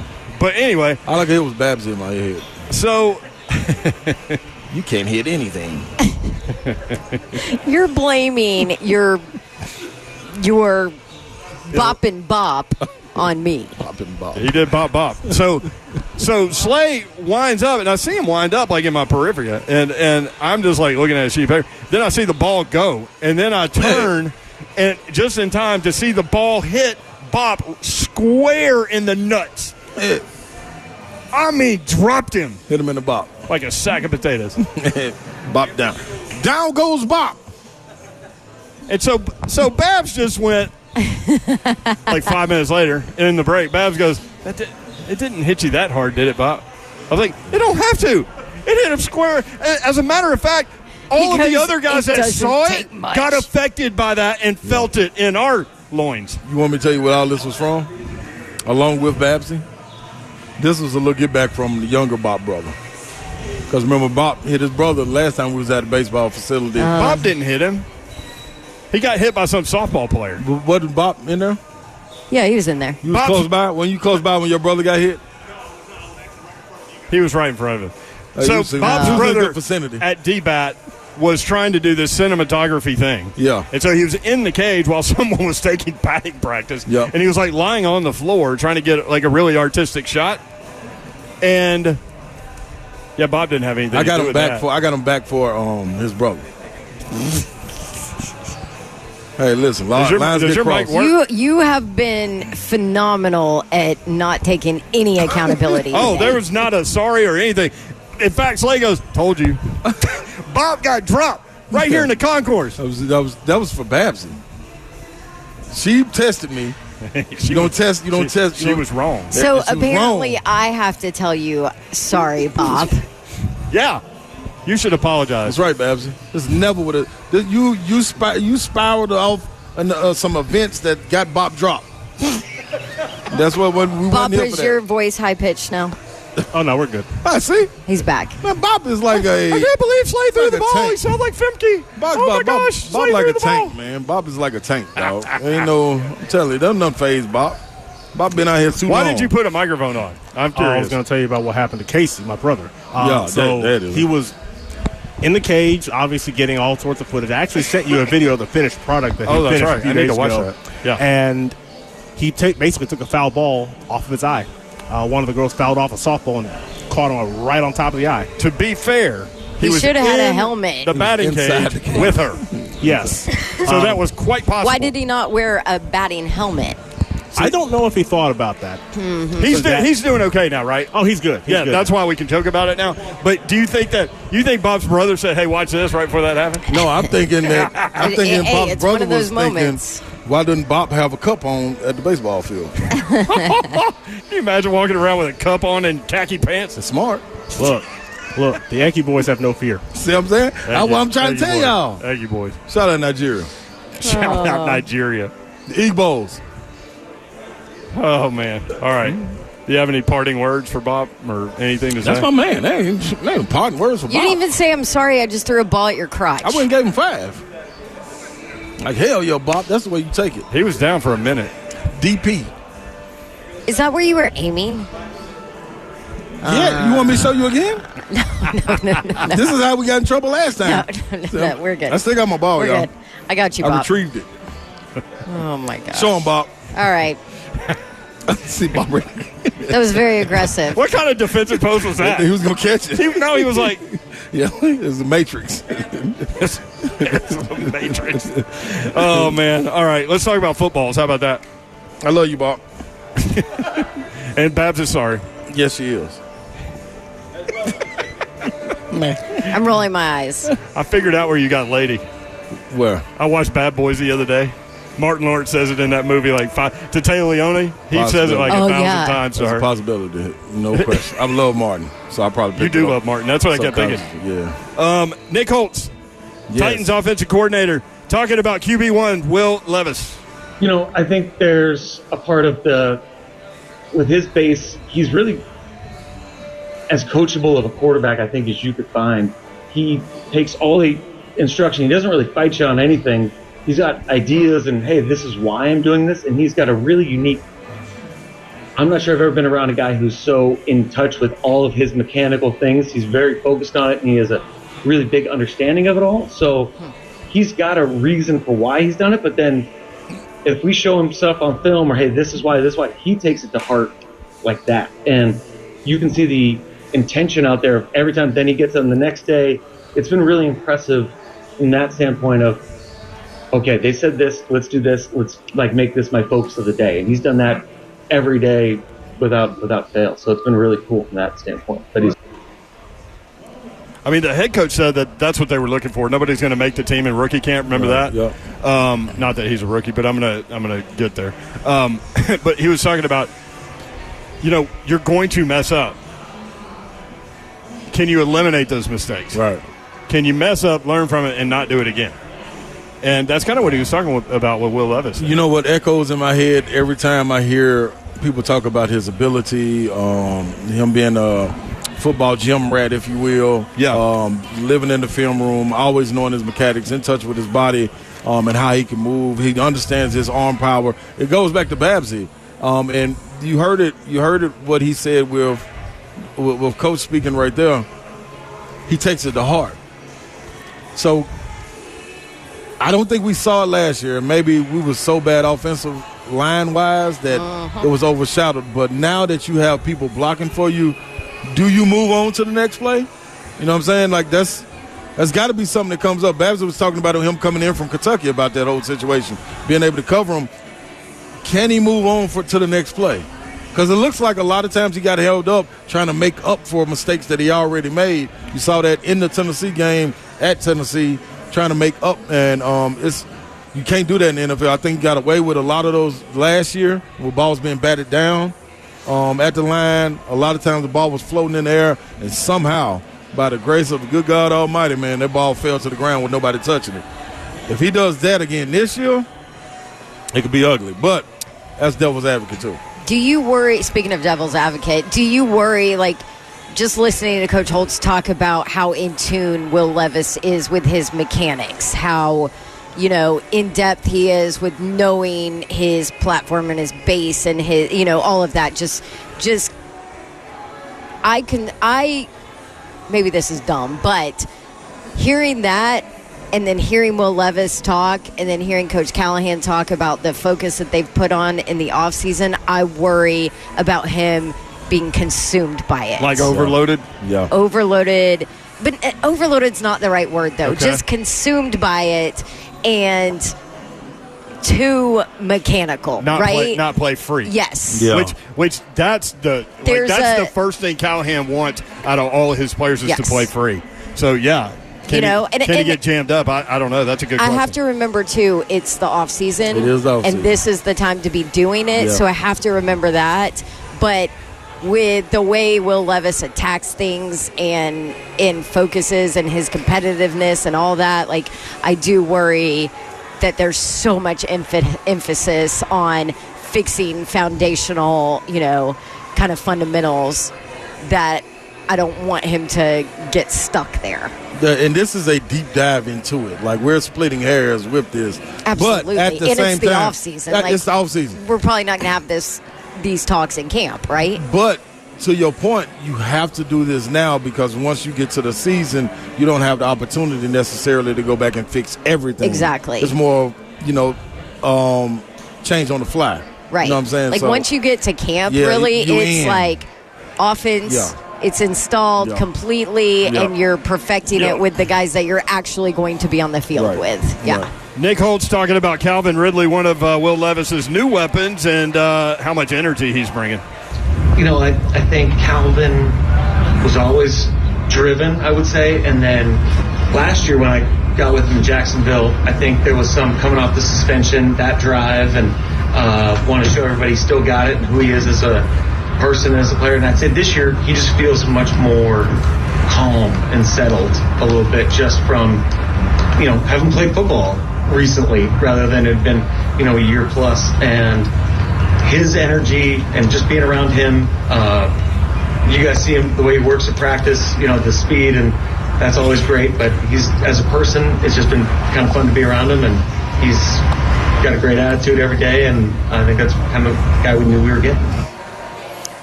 I think that's spot on.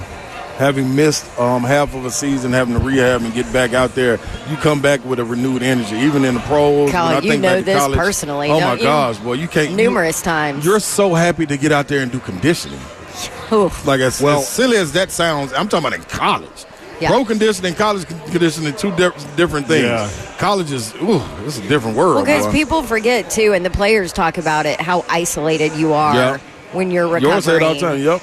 The isolation is real in college, in pros, all of it. I mean, you are in the training room by yourself at 5 a.m. someday. You know what I mean? You're in the training room by yourself or with other injured guys. And to have to do that for a full season, like... Yeah. So it's to me, debilitating mentally. mentally. As good as that wide receiver room appears to be, and on paper it's the best that the Titans have ever had while in Nashville, Calvin Ridley's different. Yeah. When you watch him, his feet are different. His routes are different. And I'm not downing anybody else. I mean, you got a Hall of Famer out there too, but like Calvin Ridley, like you talk about energy. I mean, it's noticeable. Nick Holtz, the offensive coordinator of the Tennessee Titans, also talking about Treylon Burks, a hot topic in the offseason. He has exceeded expectations so far, and I know, being a first-round pick, he's kind of like a hot-button issue a little bit with the media here. It seems like there's a lot of trailing questions. He has been unbelievable. His work ethic every day has been awesome. He's, vertical speed, his size, his strength has showed up nonstop every day. And so he's made some plays down the field. We'd like to see him. He had one yesterday down the sideline. We'd like to see him reel in. And so that'd be one of those things of, hey, when the big plays are there, you got to make them. But he's done excellent for us, and he's really been versatile. We've been able to play inside and outside. So he's actually been rotating it at all three spots. And, a lot of times he's been running with the ones because guys aren't there. And, it's the off season, so it's voluntary. So he's been doing a really nice job kind of plug and play in that standpoint. How would you categorize the effort that you've seen from him? I would say it's been excellent. He's been awesome. And attitude and effort for him would be A+ from us. Wow. It's pretty good. They're not trying to tamper that at all right now with him.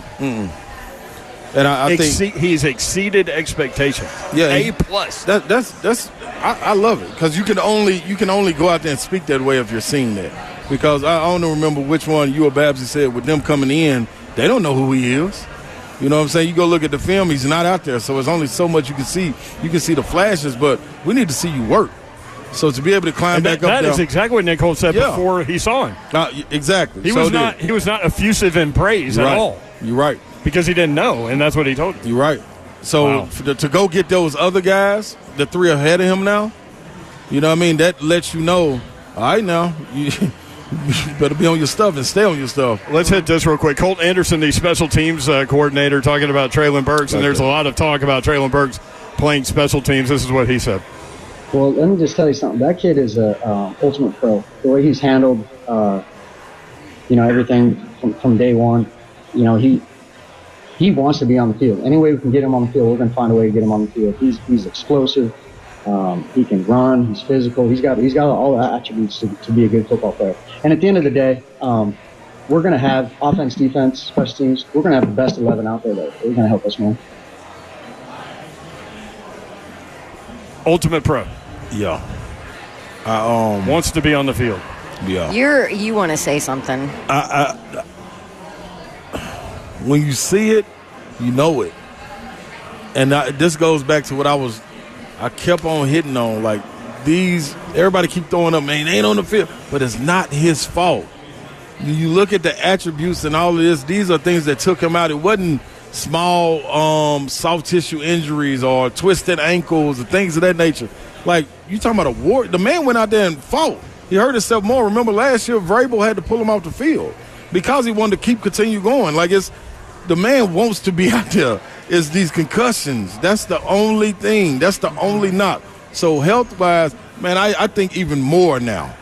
And looking back to what Mariani said, the way they speak about him, I wouldn't be surprised if they give him a package and say, this is what we're going with when you get in the game. You know what I mean? And give him opportunities. That's speaking too highly, man. Wow. How about that? They don't have to. More praise for Traylon Burks. They don't have to, especially coaches. Yeah, like you do not. Do you feel like it's overkill even? That's what I'm wondering. Or is it because they're not dialing it back at all? The media is asking so I think much. you asking, and that's right there. No, they've changed their answers, though. They have. Based on seeing him on the practice field. You're right. Because that wasn't the answers when they first got here. Mm-hmm. All right, when we come back, we got into a little wormhole with regard to Ann Hayes, and part of that wormhole was her being in a body bag at one point and then, like, raising her hand out of it. The video's out there. Bob found a story that's kind of in the same family of that story. That's coming up next. 3HL 104.5 The Zone.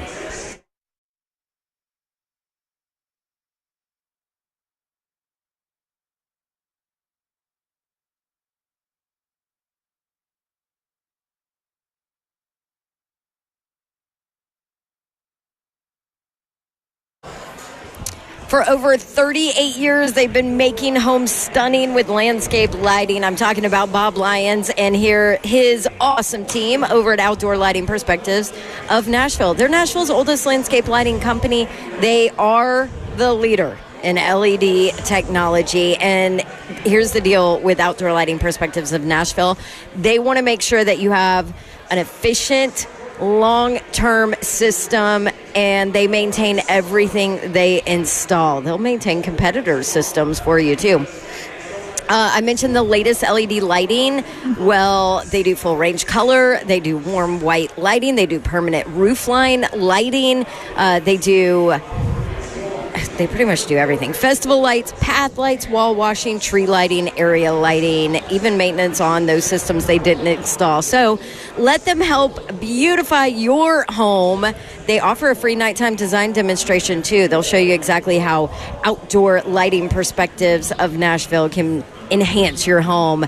Easy to get a hold of them. All you have to do, go online, outdoorlights.com/Nashville. I found a beautiful, and that's the word for it, new Irish whiskey that you need to try. Bunratty Irish whiskey. It is sippable, and this is the perfect time of year to get that done. Sit on the porch, sip, relax from the day. Bunratty Irish whiskey just launched in Tennessee. Produced in Ireland, Bunratty whiskey premium blend with a touch of peated malt. It's a combination of whiskey aged in 3 different casks. Sherry cask for spice, virgin oak barrels, which gives its natural color, and bourbon barrels, which gives it a little sweetness. This makes a great sipping whiskey and is perfect it's a perfect gift for anyone, but also to enjoy with that on Father's Day. Bunratty Whiskey has sampling events coming up in our area, so you can taste for yourself at the events. They'll have a Father's Day card with an easy recipe for a Bunratty Whiskey Old Fashioned, and you'll get a gift bag. Boom, Father's Day shopping could not be easier. Search Bunratty Irish Whiskey on Facebook. That's Bunratty Irish Whiskey on Facebook, and you can get it done. My friend Dave Elliott suggested that I try it, gave me a bottle, and I sipped on it one evening after work and was completely relaxed. Absolutely love it, and you will too. Welcome home to Bunratty Irish Whiskey. 43% ABV, imported by Camelot Importing, Berkeley Heights, New Jersey. Please drink responsibly.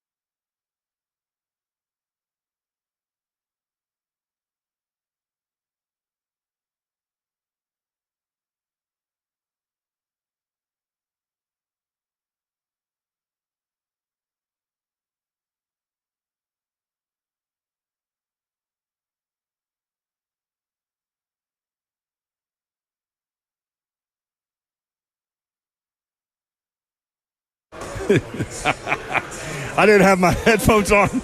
Slay goes 100 miles and running. I go, that might be their best song, actually. And you pointed to your headset. I put it on, and Hunk's doing a good job. NWA. Good catch, Hunk.